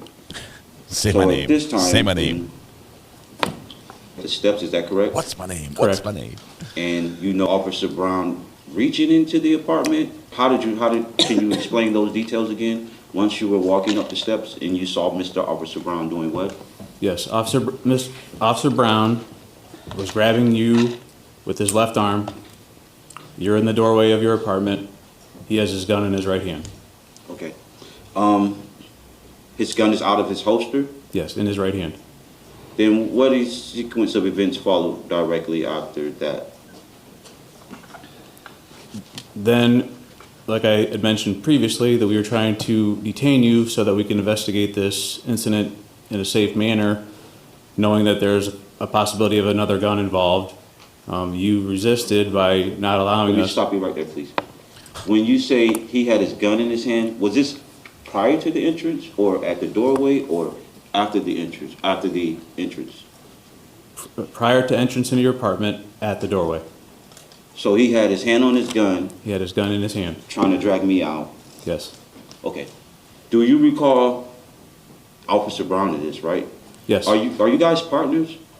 Do you like? I'm his supervisor. You're his supervisor. Yes.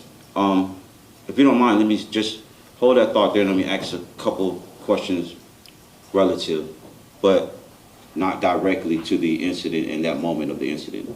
You're his supervisor. Is there some, would you, as his supervisor, would you say that there's a camaraderie or brotherhood amongst the Willoughby, not just the Blue, but the Willoughby Police Department per se? Are we friends? Yeah, sure, we're friends. Would you consider you guys like a sorority type thing, like feeling? Is there a feeling of obligation amongst each other? Obligation for what? For instance, if there was some misbehavior by I don't know how to say it. If you're the supervisor, he would be a subordinate. For instance, some misbehavior by a subordinate, would you feel obligated to, say, cover his tracks? I can tell you what they're not. They're not a harem. Then let's jump back to that moment where you witnessed him, or you stated you witnessed him with his hand on his gun, reaching into the apartment and trying to pull me out. You're coming up the stairs. Where is Miss Destiny Thomas in those moments? She held the door open at the bottom of the steps to let me into the building. So she was at the bottom of the steps. Okay. Had you known Miss Destiny Thomas prior to this incident? No. Okay. So how does the door get breached? I wasn't there when the door was open, so I can't answer that. No, I mean, after Mrs. Thomas opens the main lobby door for you, you walk up the stairs, you notice that your subordinate or Officer Brown has his hand on his pistol, reaching in, trying to pull me out. How does the door get breached, or you two, well, first let me ask, did you make entry with Mr. Officer Brown? Yes. Okay. So how does the door get breached? Who initiated the breach? Officer Brown was trying to detain you by grabbing your left hand or left arm, and then I came up the steps to assist him, and we all went inside the apartment together as you resisted putting your hands behind your back. Now, at what point did Mr. Brown say you're being detained? I can't answer what Mr. Brown said. What point did you say you're being detained? I said, put your hands behind your back 3 times at least. Was that outside of the apartment prior to your entrance, or once you made the entrance? As Mr. Officer Brown was trying to detain you, said? Yes, once I made entrance. So, do you recall anyone prior to making entrance stating that you were being detained? No, I do not. Okay. So once you make the entrance, describe, if you will, the exact detail of the events that occurred within that 3 or so. I don't want to put a time limit on you, but describe the instance that took place immediately after you made entrance. It took about 2 minutes to get your hands behind your back. So initially when we came in, like I said, Officer Brown had your left arm. You pulled away. We all entered the apartment together. To try to control you better, we escorted you to the wall, which would be to the left of the entrance as you walk in, next to the closet. Slammed him into the wall. Multiple attempts to get both of your hands behind your back with resistance from you. He was able to get one handcuff on you, I believe, at that time.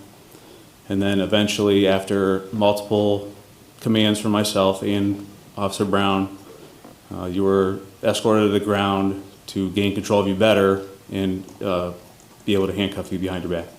Okay. And just to reconnect the dots, while this is going on, Mrs. Gunwell is where in the apartment? She's by the door. Is that the bedroom door or the main entrance door? The main entrance door of your apartment from the hallway. At any time when this perceived struggle from your perspective was happening, did Mrs. Gunwell roam freely throughout the home? Not that I'm aware of, no. Okay. Now, during this takedown, did you witness or hear Officer Brown? It is correct? He was the officer with me, yes. Did you witness him use force And if so, what type of force was used?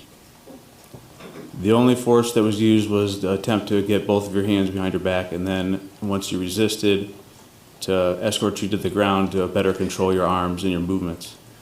Okay. So what type of force was used? Just Hold on, he just. Yeah, I missed that. He just stated that. I was going to clarify. Just to clarify, you did say the force used was the takedown maneuver. No. Yes. Now, do you recall any words stated from either yourself or Mr. Officer Brown before or after their takedown in regards to racial slurs? No. Did you make any racial slurs that night? No. Can I refresh your memory of the words that were spoken that night during the takedown? Objection. Sustained. So, It was sustained. You can't go there. during that takedown, after that takedown, what immediately happened? After the takedown, we were able to get both of your hands eventually behind your back after a little bit more resistance, but compliance in the end. Let me back up 1 second. Did you hear your partner say, "You fucking nigger," as he was choking and beating the defendant prior to slamming him to the ground? Now we're demonetized.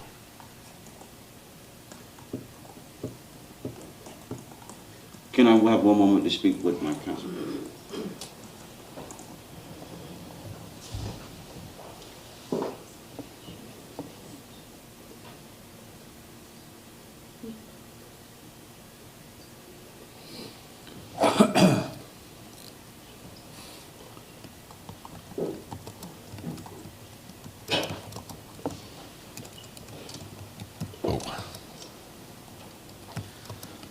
So, Lieutenant Impeller, would you say that if I were to say that that is what was said and what happened during those events, would you say that that is, or could you say that that is the type of behavior that your subordinates usually conduct themselves in?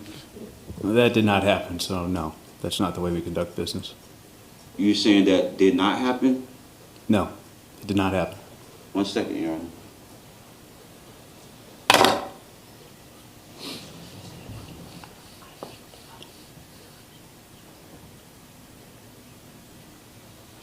This Lawyer 101 class that's going on during court is really helping the defendant out.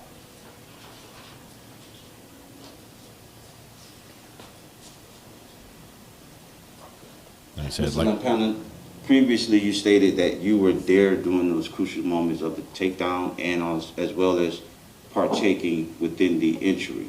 Would it refresh your recollection if I play you the audio from the moments of the injury as well as the takedown and to being detained? But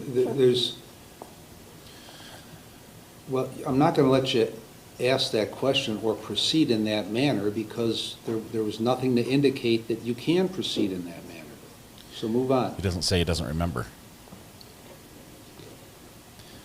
There are ways to get in. You just have to say, do you remember what was said?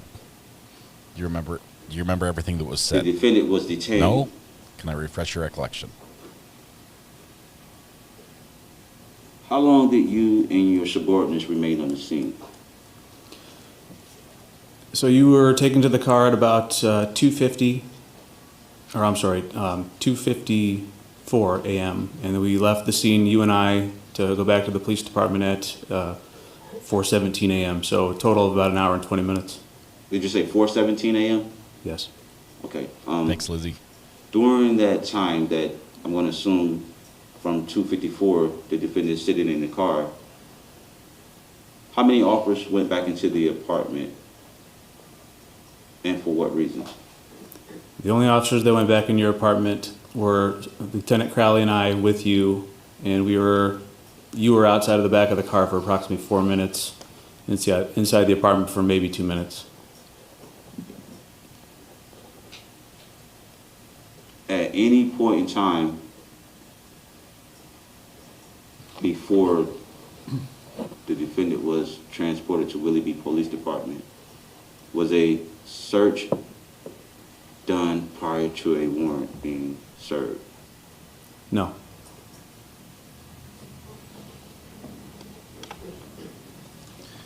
YouTube doesn't take super chats. At any They point in just time, take the ad did you revenue. yourself seek to find through radio traffic if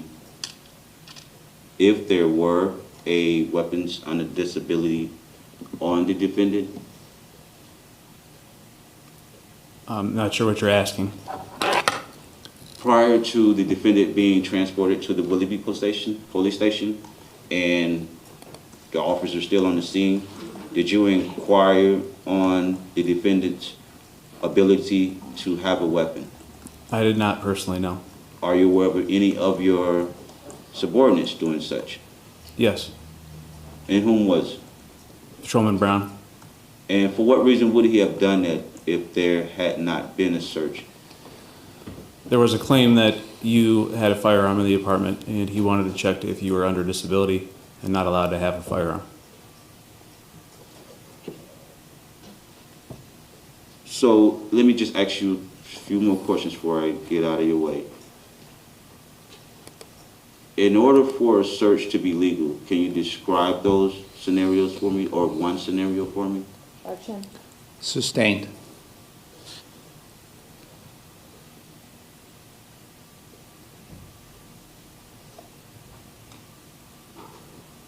Are you familiar with the regulation of illegal search or legal search? Objection. Sustained.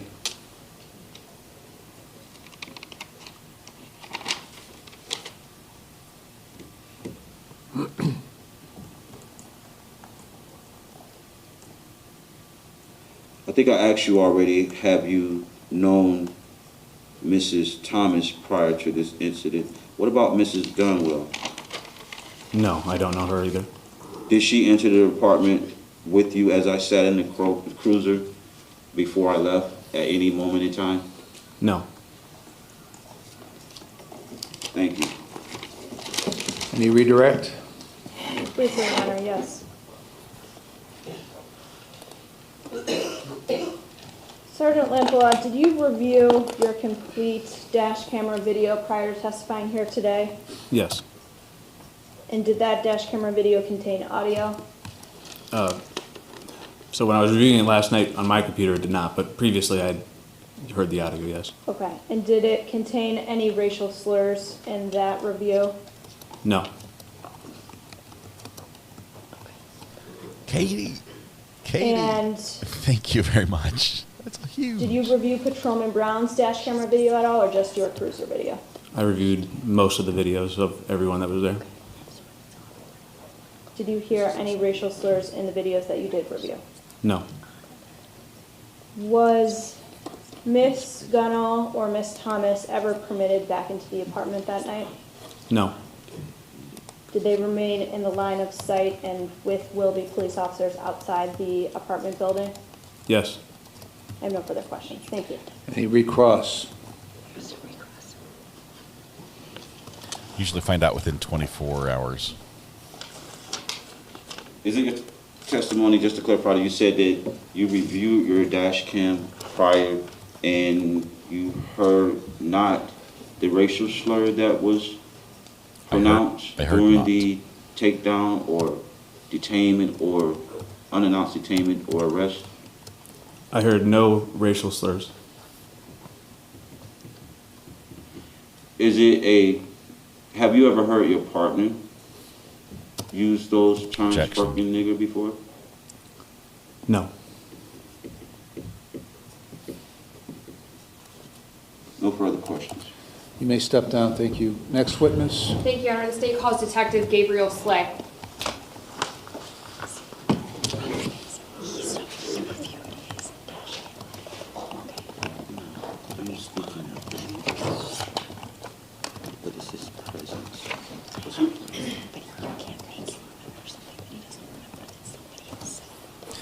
You can't make him remember something Raise your right he doesn't hand, please. You remember. swear testimony about to give us the truth, Love the what whole she's truth, saying. and nothing but the truth, so help you God. Have a seat.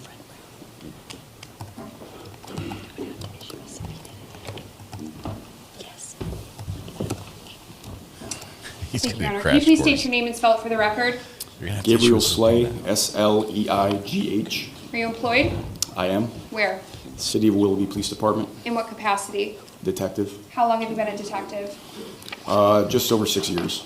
Did you work in any positions prior to becoming a detective? Yes, I was a deputy sheriff in Ashtabula County for 3 years, and then I was a patrolman with City of Willoughby for about eight years before becoming a detective.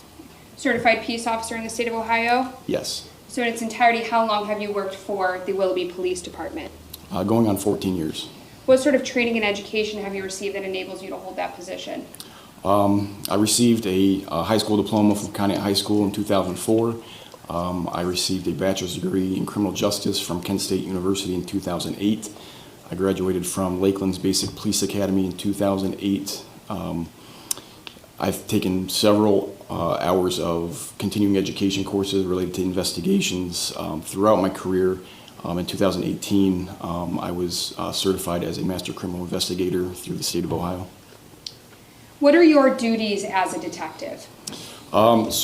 Typically, the patrol division responds to calls or gets called for service.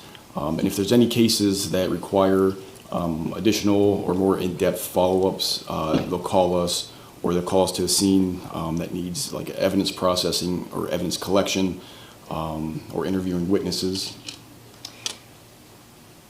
During the course of your employment as a detective, have you had the occasion to investigate crimes pertaining to having weapons while under disability? Yes. What about possession of cocaine? Yes. What about soliciting? Yes.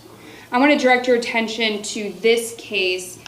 Were you involved in the investigation pertaining to the events that happened on June 20th of 2024 involving the defendant in this case? Yes. When did you become involved in that investigation? I believe I became involved about 7 o'clock in the morning when I reported for duty, and I was briefed on the situation that happened a few hours prior to. What were you primarily concerned with doing in regards to your investigation at that point? I was asked to complete a search warrant and present it to a judge for the apartment. What was the purpose of obtaining a search warrant? The purpose is to basically get permission from a judge who has jurisdiction to search a certain thing, in this case, the apartment of Mr. Jordan's.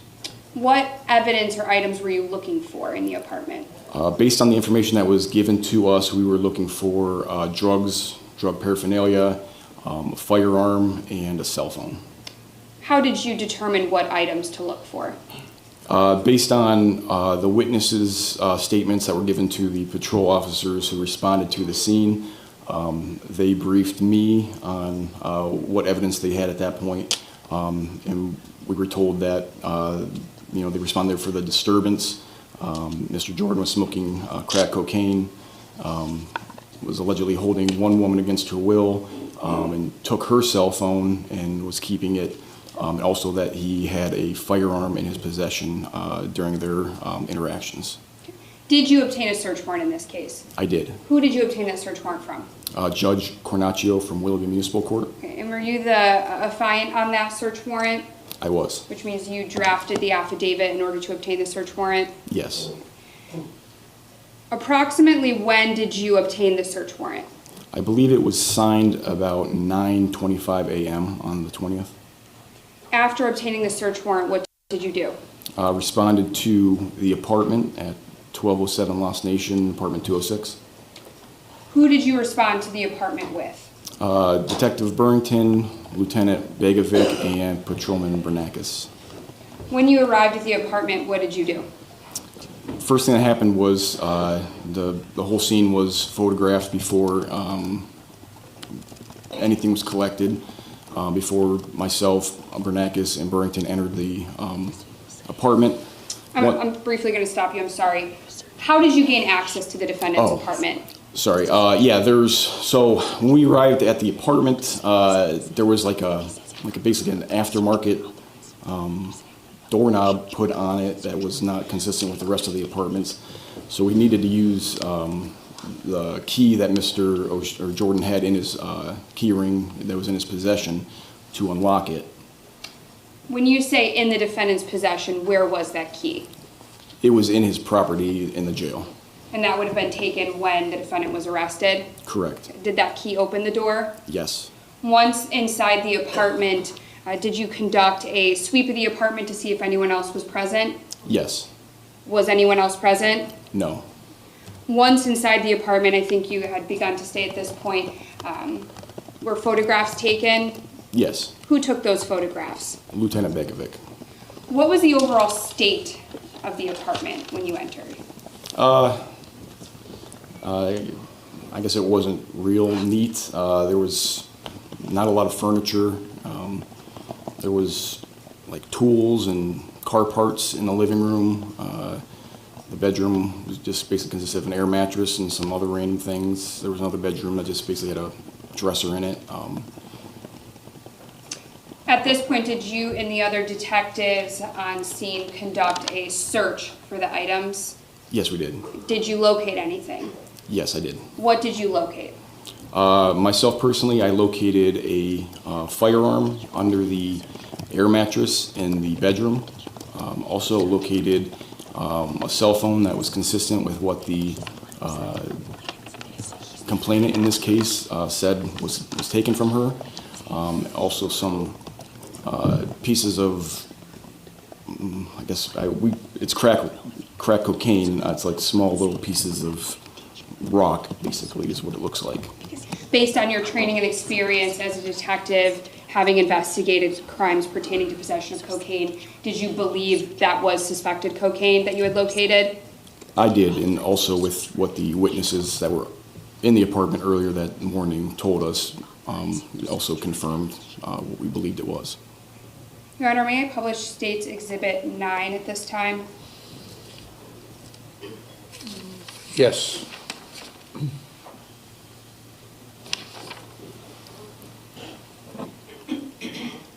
I'm showing here up on the screen what's been previously admitted as State's Exhibit 9. Do you have that laser pointer in front of you, Detective? Yes. If you point that at the screen, a red dot should appear up there. Oh, there it is. Using that laser pointer, can you identify which bedroom you believed belonged to the defendant? This one I'm circling right here. And for purposes of the record, you're circling bedroom number 1? Correct.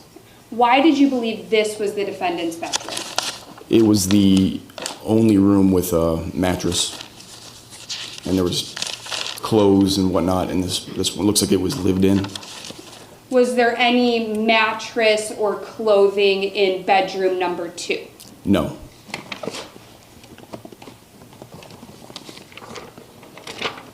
And I'm going to publish at this time State's Exhibit 10C.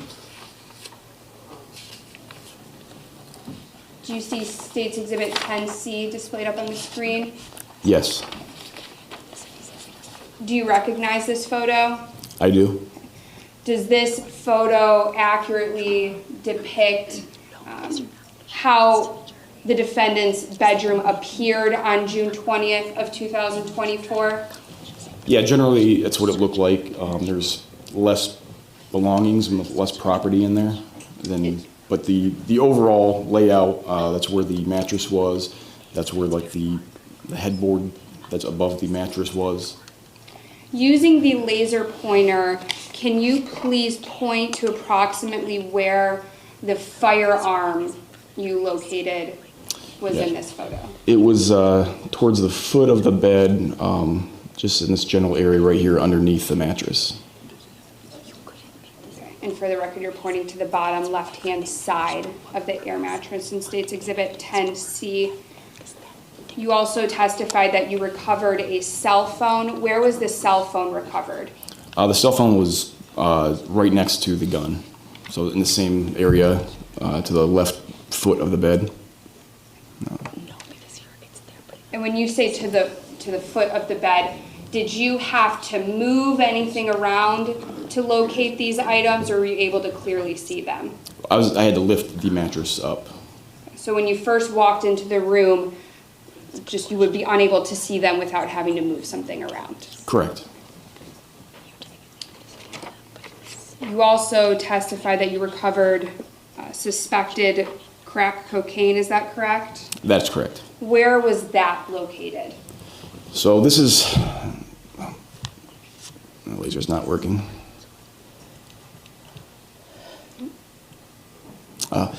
So above the bed, it's kind of like a headboard, but it's like a shelf right above like where your head would be if you were laying on the bed.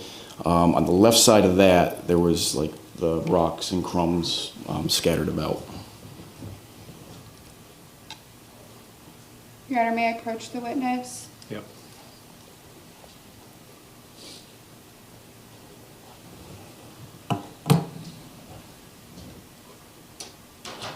I'm going to hand you what has previously been marked as State's Exhibit 17. Do you recognize that item? Can I pull it out? Just by the contents of the package? Yes. What sort of information is on the exterior of that package? The case number, the date, the location it was found, the officer who packaged it, and at the top says cell phone, which is an item description, and an evidence number. What does the exterior envelope indicate is inside that envelope? Cell phone.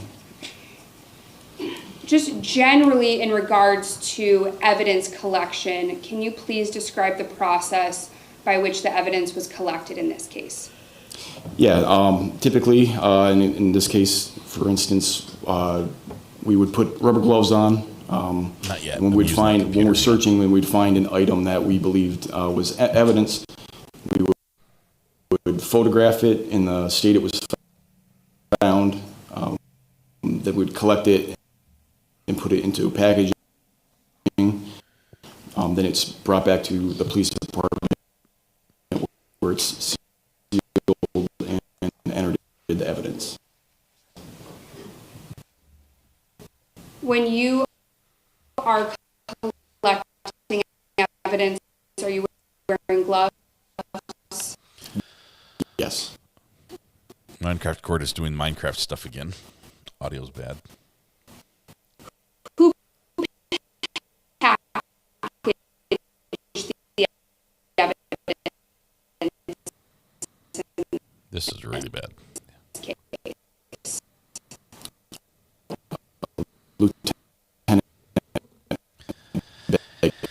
And it went off the rails.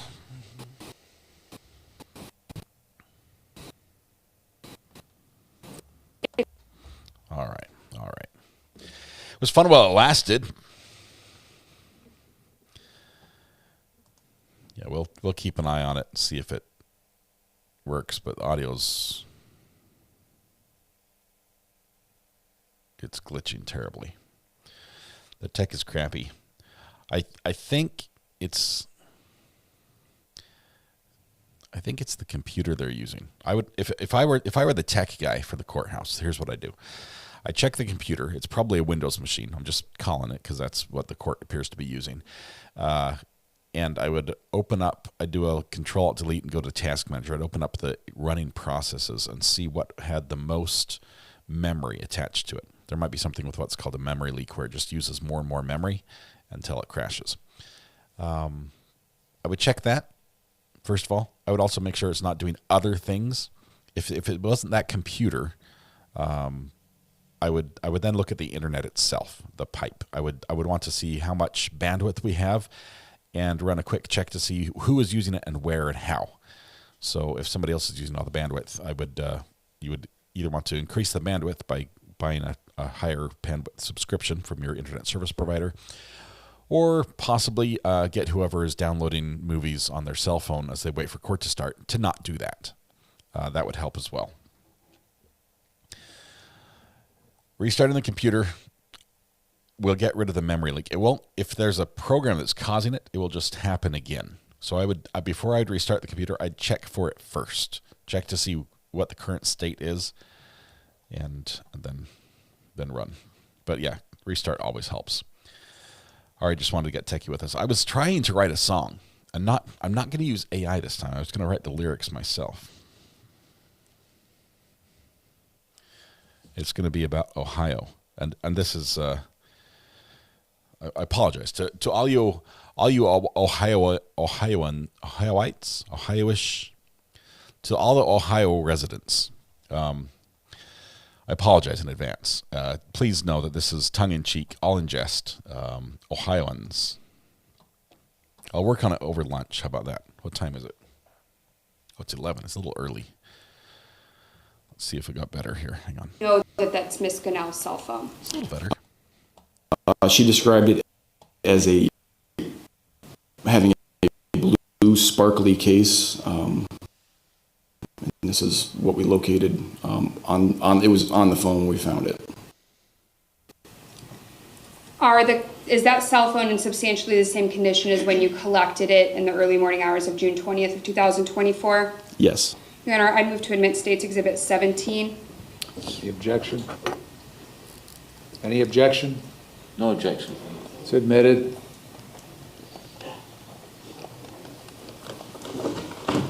I'm showing you what has been previously marked as State's Exhibit 11. If you would mind, I'll put that back.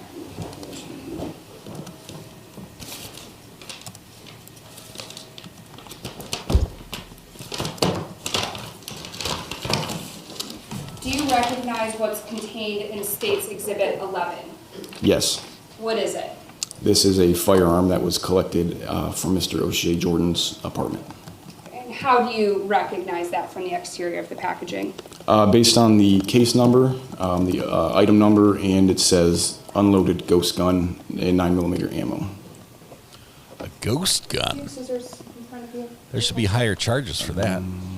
Ghost gun with no serial number. So either it's manufactured Please open to not State's have Exhibit 11 at this a serial time. number, or it's had the serial numbers removed from it.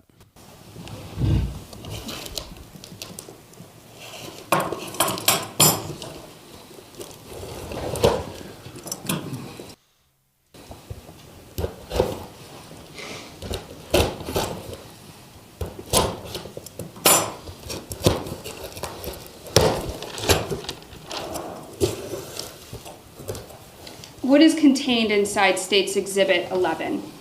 This is the firearm, magazine, and ammunition that we located under the air mattress. What type of firearm is this? Well, it looks like a Glock, but it actually, it's considered a ghost gun. It's assembled from parts you can purchase off the internet. So there's not really a manufacturer, but it's a 9mm, and it's based off a Glock 9mm handgun. And if you could just please It's a hold that Temu up and Glock. display it to the jury. I don't need you to remove it from the box. It's got a Temu Glock.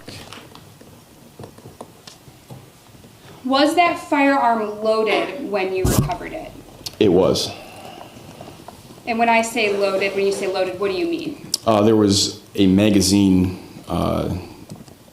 with bullets in it. Was there an actual round in the chamber of the firearm? There was not one in the chamber. And if you could explain what that means to the jury. So this right here is the magazine. That's where the bullets go. So once you load that up, you can put it in the gun, and there's none in the chamber. When you put one in the chamber, you have to rack this slide back, and that puts it in the chamber, and it's ready to fire.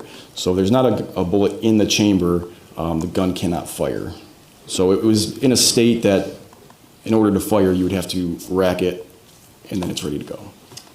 Is the firearm contained in State's Exhibit 11, magazine and ammunition, in the substantially same condition as when you recovered it that morning? Yes. Your Honor, I'd move to admit State's Exhibit 11. Any objection to 11? No objection. It's admitted. Thank you, Your Honor.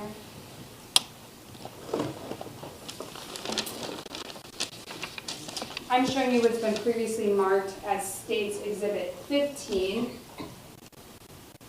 Do you recognize that item? Yes. How do you recognize it? Based on the case number, the property number, and the description, which is suspected crack cocaine. And there's a location where it was found as well. Okay, and if you could please open State's Exhibit 15 at this time.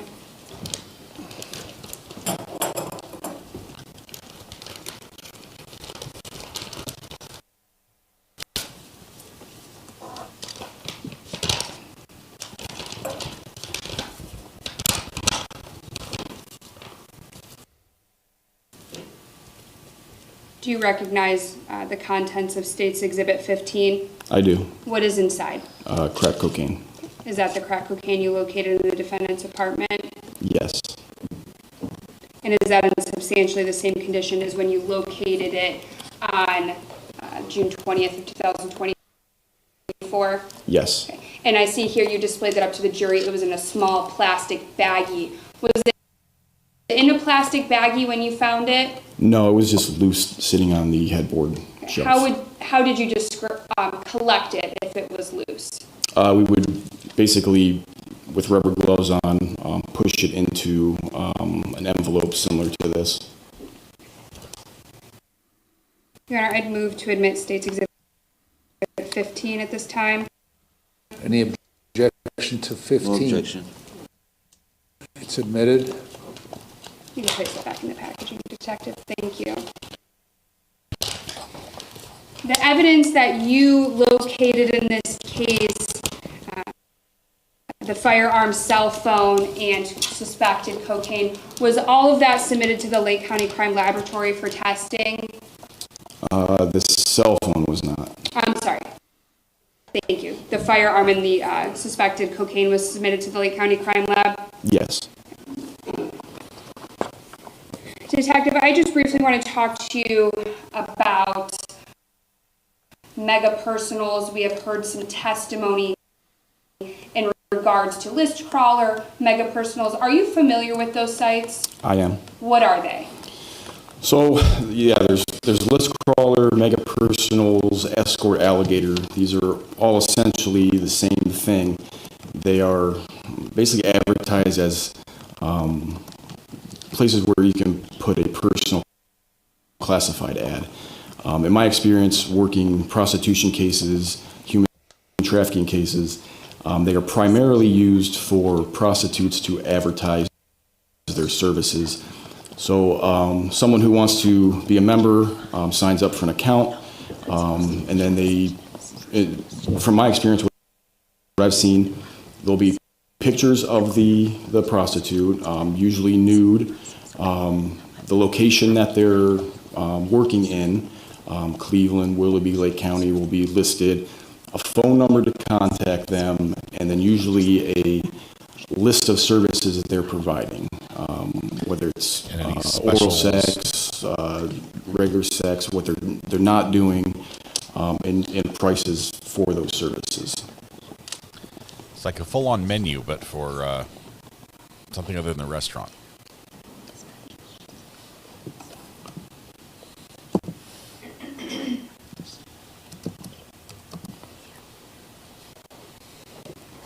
No further questions, Your Honor. Thank you. Cross-examination? No questions, Your Honor. All right, you may step down. Thank you. Yeah, I don't Next want to talk witness. to this guy. He found my gun and my Coke. Thank you, Your Honor. The state calls Patrolman Bill Bernakis. It's another police officer. Okay, I've got one verse.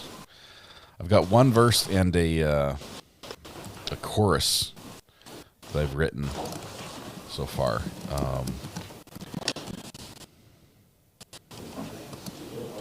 What should we call the style of music? We like country or pop.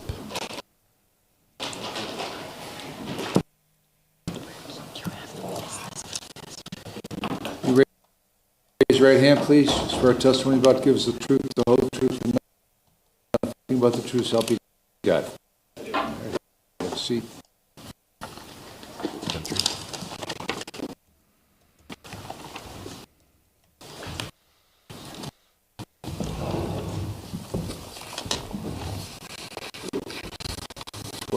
Thank you, Your Honor.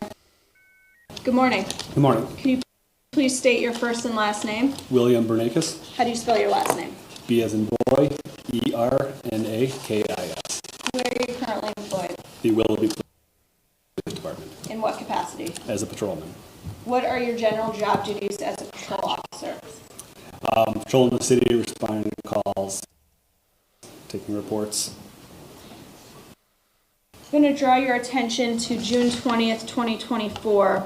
Were you assigned temporarily to the Detective Bureau. Yes, I was. For what reason? I was on light duty, recovering from a knee surgery. Okay. And what was your role that you played on June 20th assisting the Detective Bureau in this case? I assisted with the search warrant and the search of the apartment. Going to pull up State Exhibit 2C.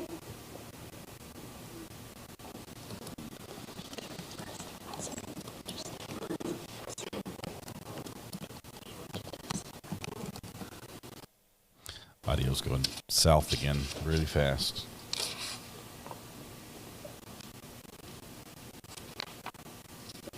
Were you involved in obtaining the search warrant at all? I was not. Did you respond with the rest of the Detective Bureau to apartment 206? Yes, I did. And what do you remember up on the screen looking at State's Exhibit 2C? What do you remember being different about the apartment door that night? There was a different doorknob on there with a different lock. Okay. And how did you make entrance into the apartment? We used the keys that we got out of Mr. Jordan's property to enter through his personal lock. And then what was your role Hold in... on a second. Can you get a little closer to that mic? Yes. All right. What was your role in conducting the search warrant that night? I began searching in the bedroom with Detective Flay. Going to pull up what's been marked as State's Exhibit number 9. Do you see State's Exhibit number 9? Yes, I do. Which bedroom were you tasked with searching? It was the very first bedroom after you come in the front door, just adjacent of the kitchen. Okay. So Directly bedroom, across from the kitchen. So bedroom number 1. Okay. Number 1. Did you search anywhere else in this apartment that day? Also in the kitchen. And what did you find in the kitchen? The kitchen, we found one loose 9mm bullet. It was on a shelf above the sink. And what does 9mm indicate? What does that mean? The caliber of the weapon.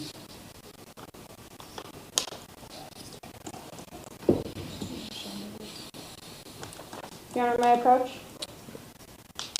Handing you what's been previously marked as State's Exhibit 12. I'll ask you to wear a glove and open this. Okay. And what is State's Exhibit 12?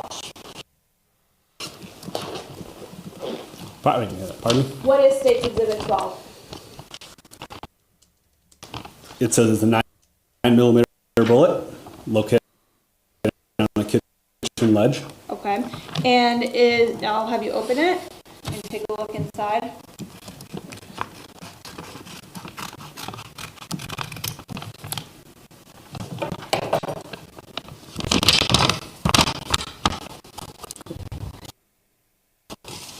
Is that bullet in the same or substantially same condition as when you located it? Yes, it is. Your Honor, I move to admit State's Exhibit 12 at this time. Any objection to 12? No objection. It's admitted. Could you hold up and display what you are holding in your hand? And using the pointer up there, the top button, could you point to exactly where in State's Exhibit number 9 you located it? Right about there, above the sink on a shelf. Okay, and you were indicating and hovering over the kitchen area? Yes. On the right side or left side of the kitchen? If you're going in from across the bedroom, it'll be on the left side of the kitchen, on the east side of the apartment. Okay.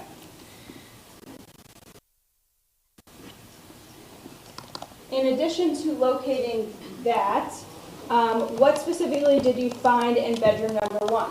We entered bedroom number 1, and I began searching the closet area over in here. And in this corner, like the northeast corner, there was a blue men's Reebok shoe with a handgun magazine in it, a 9mm handgun magazine And that was loaded with ammunition. Did you collect that? Yes, we did.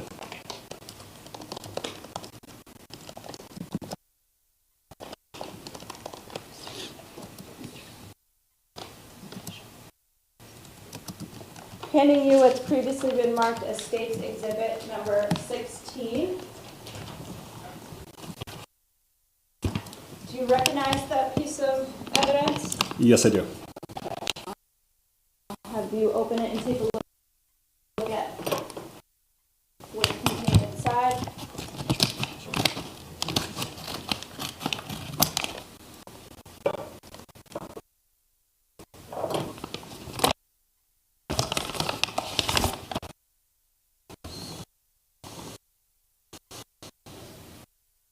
What is that? It is the 9mm handgun magazine that was located in the closet. Is that in the same or substantially same condition as when you located it in the closet? Yes, it is. Your Honor, I move to admit State's Exhibit number 16. Any objection to 16? No objection. It's admitted. Can you tell by looking at it how many bullets are in that magazine? One. And how can you tell that? The little window on the side here shows a bullet, and it says 21, so it shows. And there's different tallies going up, counting how many rounds are in the magazine. Thank you.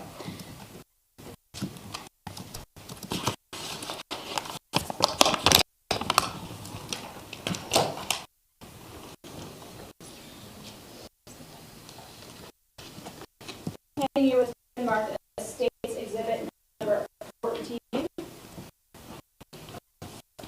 a look at that item. Let me know if you recognize it. Yes, it is. It's the crack pipe we collected from the apartment. And where specifically did you find the pipe? The pipe was located in the first bedroom, under the mattress, right there on the floor. Okay, so I'll have you double click that top button again to get a red laser. Double click, get your laser. You see the red laser on the Don't screen? point it at your eyes. Came up and gone. Is it up there?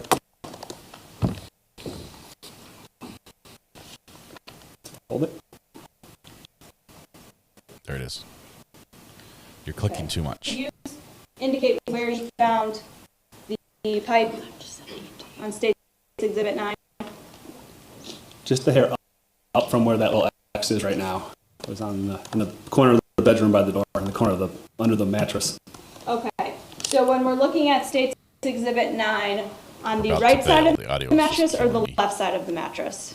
If you went from like the bottom being where the legend is, it would be on the left side of the mattress. The southeast corner is where it was located. Okay, so under the letter B in bedroom number 1, No, next to the letter A. next to the letter Yes. A.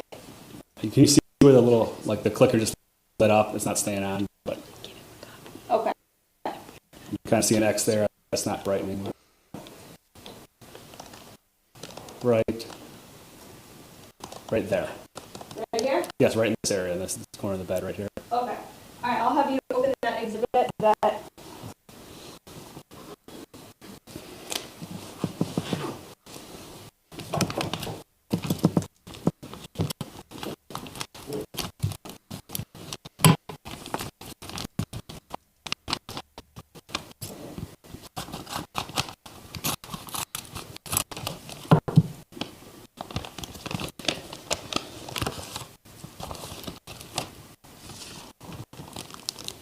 Okay, what are you holding in State's Exhibit number 14? It is a glass pipe that is burned. It's commonly used for smoking cooking. How do you know that it's burnt? I can see burn marks on the end, and it looks like right there also.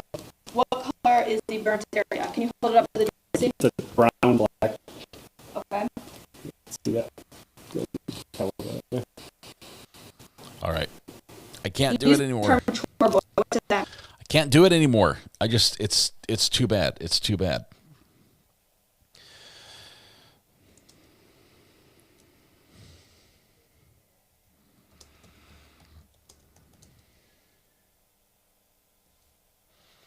My song's not done though.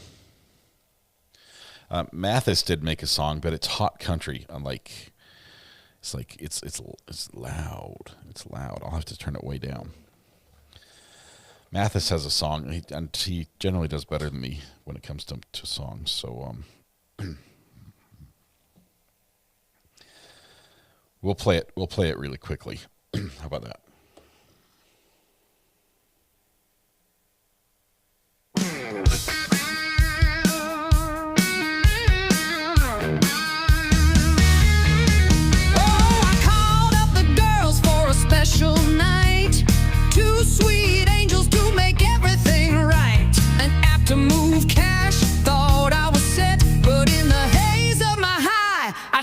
Forget. No lawyer, no problem, don't give me flack.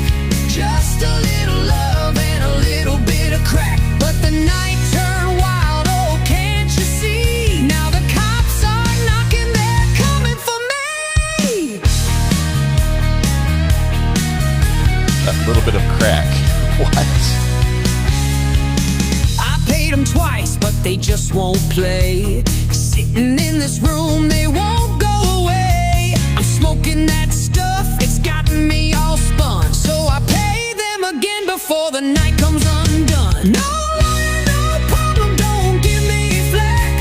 Just a little love and a little bit of crack. But the night turned wild, oh, can't you see? Now the cops are knocking, they're coming for me.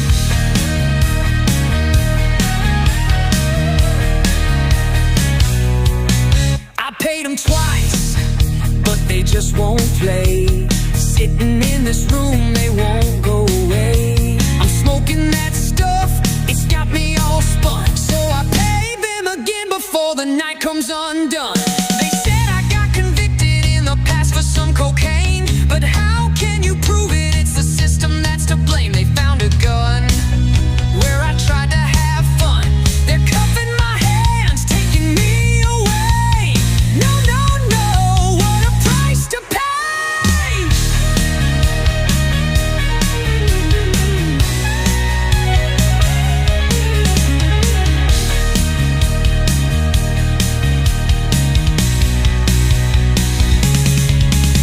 I fired my lawyer, told her to go. The court tries to judge me, I am sovereign though. Is this admiralty? I asked the judge, or common law, but he won't budge. No lawyer, no problem, don't give me flack. Just a little love and a little bit of crack. But the night turned wild, oh, can't you see? Now the cops are knocking, they're coming for me. Oh, no lawyer, no problem, thought I was free. No, no, no, guess it ain't meant to be. Oh, no lawyer, no problem, I can't catch a break. Oh, no lawyer, no problem, it's all a mistake. There we go. Mathis comes in with a big hit. A big hit. Thank you very much. Sorry, not gonna play it again. A little bit of love. Let's see if we got the audio working here. Lieutenant Begovic, get photos. I can't. I just can't. It's so bad. It's so bad. All right, mine. I'm writing all the lyrics to this one. Okay, I figured, don't let AI, don't risk it to AI to mess things up. Where was Destiny? I didn't include Destiny in mine either.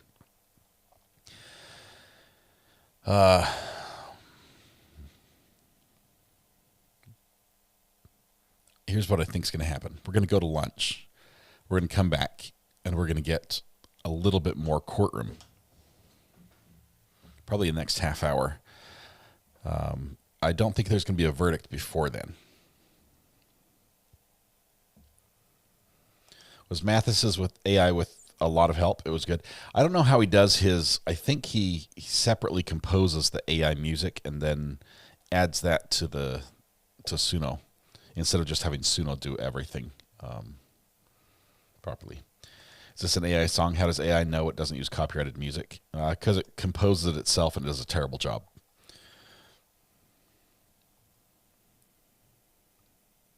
Matt says, I mostly make these songs to watch Recovery Addict's facial reactions. They're good ones.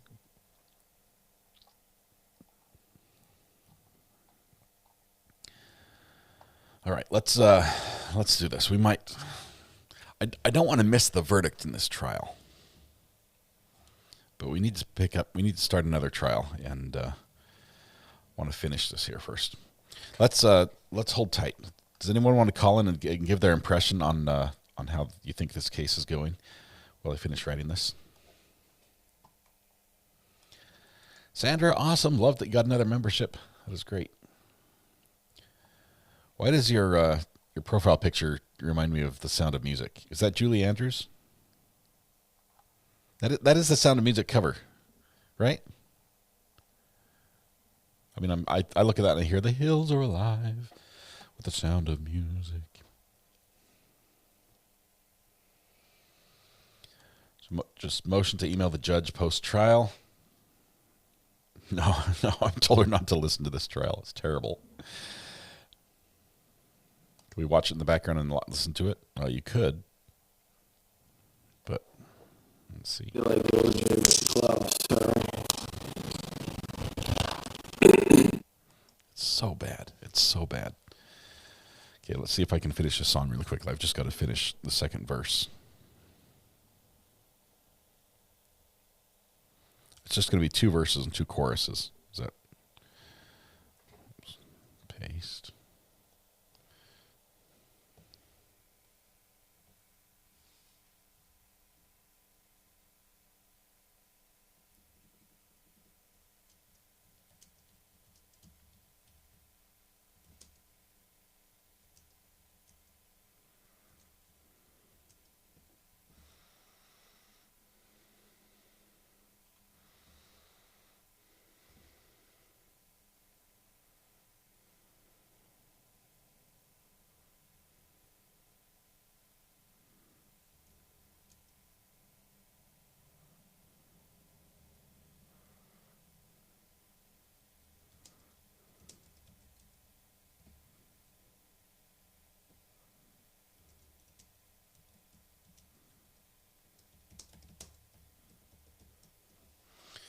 Okay, there we go. Got it. I'm not really happy with the words, but it is what it is. What style do you want to do here? Country music? Well, yeah, he did rock on his, so we're going to do country. Title of the song is going to be... Let's see what's happening here. Objection. There's an All right, objection. it's admitted. Objection's overruled. We don't know what the objection was for. Can't do it. Title of the song, you want bluegrass? I'm not sure if the rhythm I've chosen will work with bluegrass, like the pacing of the lyrics.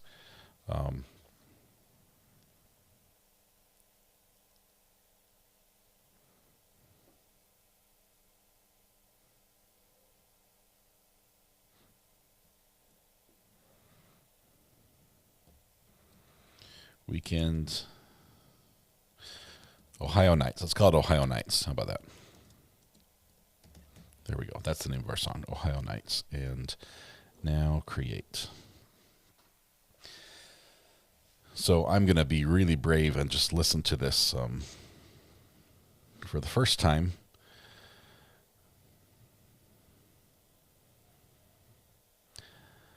With y'all.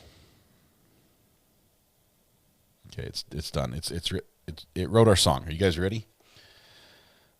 Here we go.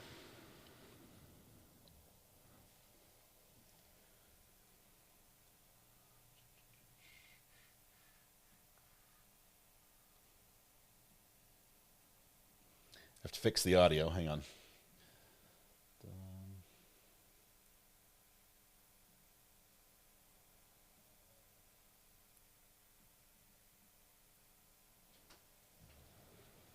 All right, now we're ready. Here we go. Oh, it helps better if I have the audio going to the sound system.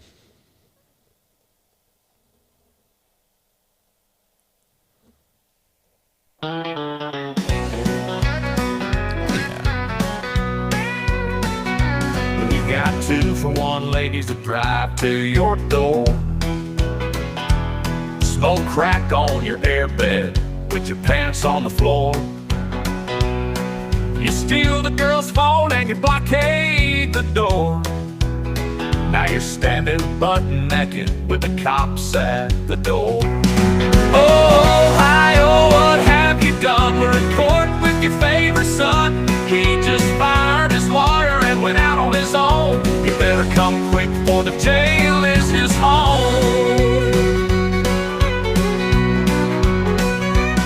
He stands in the courtroom and speaks without shame. He questions the ladies, but both say he's to blame.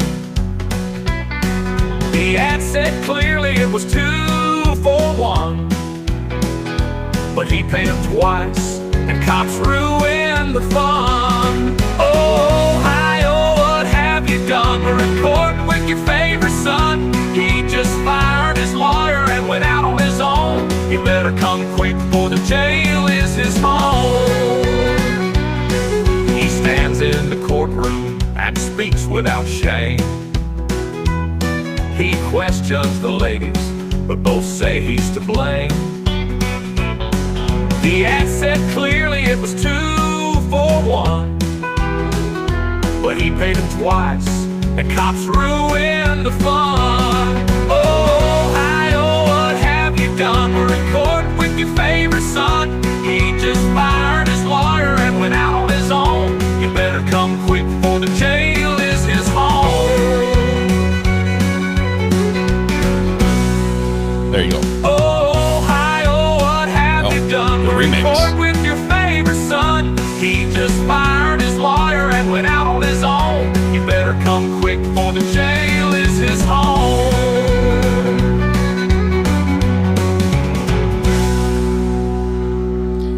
All right, so there's that one. There's the same lyrics. Let's just quick listen. Let's see if the second musical selection is better than the first.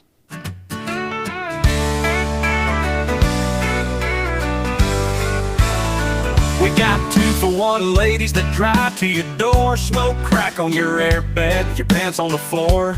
You steal the girl's phone and you blockade the door. Now you're standing butt naked with the cops at the door. Oh, hi, what have you done? I like the first one better. Sorry, I'm going to cancel it.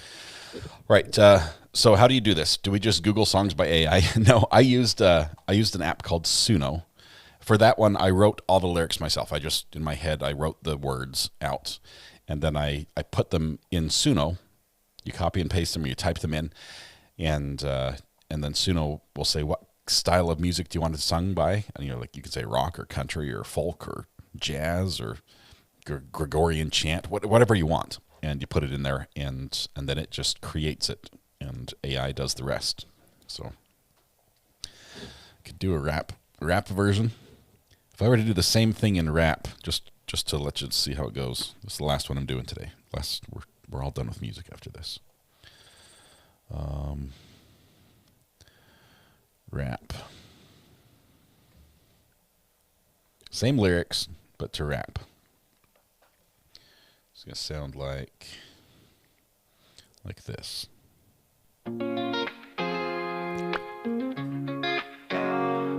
Got 2-for-1 ladies that drive to your door. Smoke crack on your airbed with your pants on the floor. You steal the girl's phone and you blockade the door. Now you're standing butt naked with the cops at the door. Oh, hi, oh, what have you done? We got 2-for-1 ladies that drive to your door. Smoke crack on your airbed with your pants on the floor. You steal the girl's phone and you blockade the door. I don't like either of those. Those were terrible. So anyway, now we need that one in Gregorian chant. Now we're done. Let's see if the audio's gotten any better here. This is. And when you conducted your testing in this matter, was the lab accredited by that body you just described? Yes, it was. What is the process when a law enforcement agency submits evidence to the crime lab testing? The agency submits it. Okay, so they're testing the Coke to make sure it's actually Coke.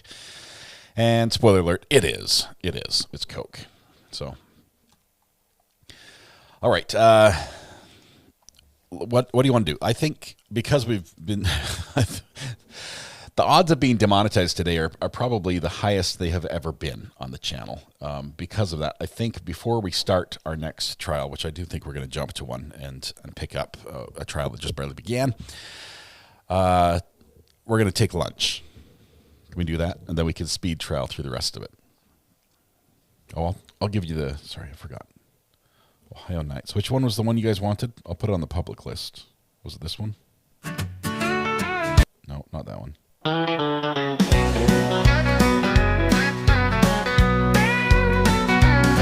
got 2-for-1 ladies to drive to your door. Was it that one or was it this one?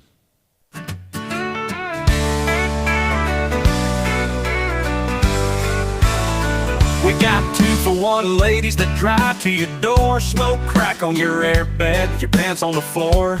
You steal the girl's phone and you blockade the door. Now you're standing butt naked with the cops at the door. Oh, Ohio, what have you done? We're in court with your favorite son. Okay, all right, that one's gonna be public. There we go. It's on our playlist now. You can find it. All right, we're gonna take a lunch break, and when we come back, I think we're going to have a real court to jump to. Give me a little bit to get everything sorted out. I can't tell you what it is right now because I don't remember. But will you be demonetized for the whole day after lunch stream also? No. That's why we're starting the second stream. And hopefully that court case is going to be a little bit better. Maybe somebody wants to volunteer to listen to this. Oh, I'm sorry. Go ahead. What happens after that? And can tell us what happens at the end of court, because that's just rough. I keep having muscle spasm. My brain is spasming from looking at that and listening to it. Real court? Yes, a real court. A full-on trial. 1, 2, 3, not it, says Samantha Terry. I'm not going to do it. Josh? No, I wouldn't do that to you. I wouldn't do that. Amber says, check out the text from me.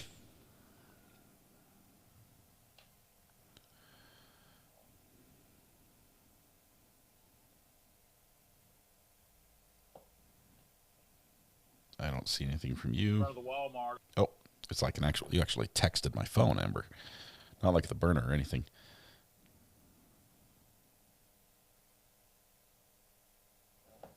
Oh, yay. Maybe we can watch that. All right, let's take an early lunch break. We'll make it quick. We're going to be speed trialing, so eat quickly. Bring your popcorn. Come back. We're gonna start probably in less than an hour. And then be on for the afternoon as we try to catch up with everything that's happening. I think we're going to New Hampshire. I think we're going to New Hampshire. I'll have to check. I think there's 2 I was debating between. Is Cementillion in New Hampshire? I don't know. 30 minutes, bro. 30 minutes. Hey, at least I'm not charging you $200 an hour. Okay, could be worse. All right, let's go. What's the link to O'Shea? Oh, Stacy, I would happily give you that. Let me show you on screen. Does that work? We are in Judge John P. O'Donnell's. See this on the right hand side? Judge John P. O'Donnell's YouTube channel. So you can go to Judge John P. O'Donnell. And you can attempt to watch this. And the GC portion of the instrument. Yeah, it's terrible. It's terrible. All right. That being said, we're going to listen to some other music that's not AI, and we're going to call it a morning. Take off the objection counter.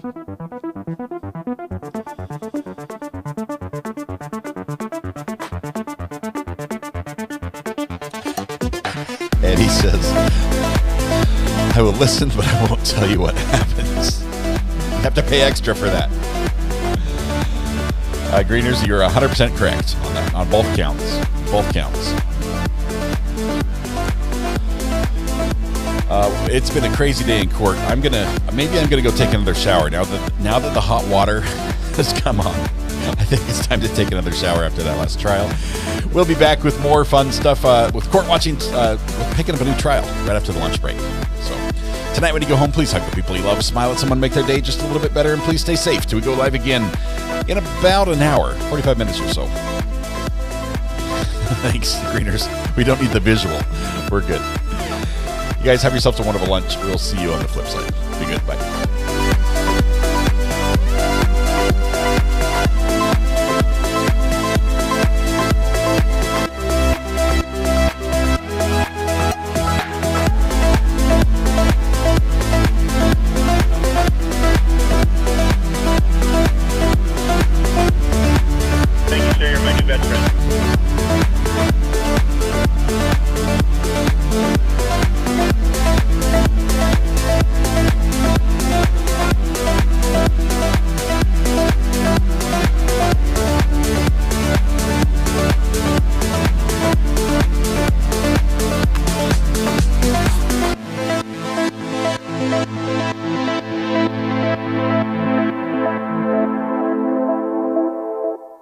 Because he's the guy.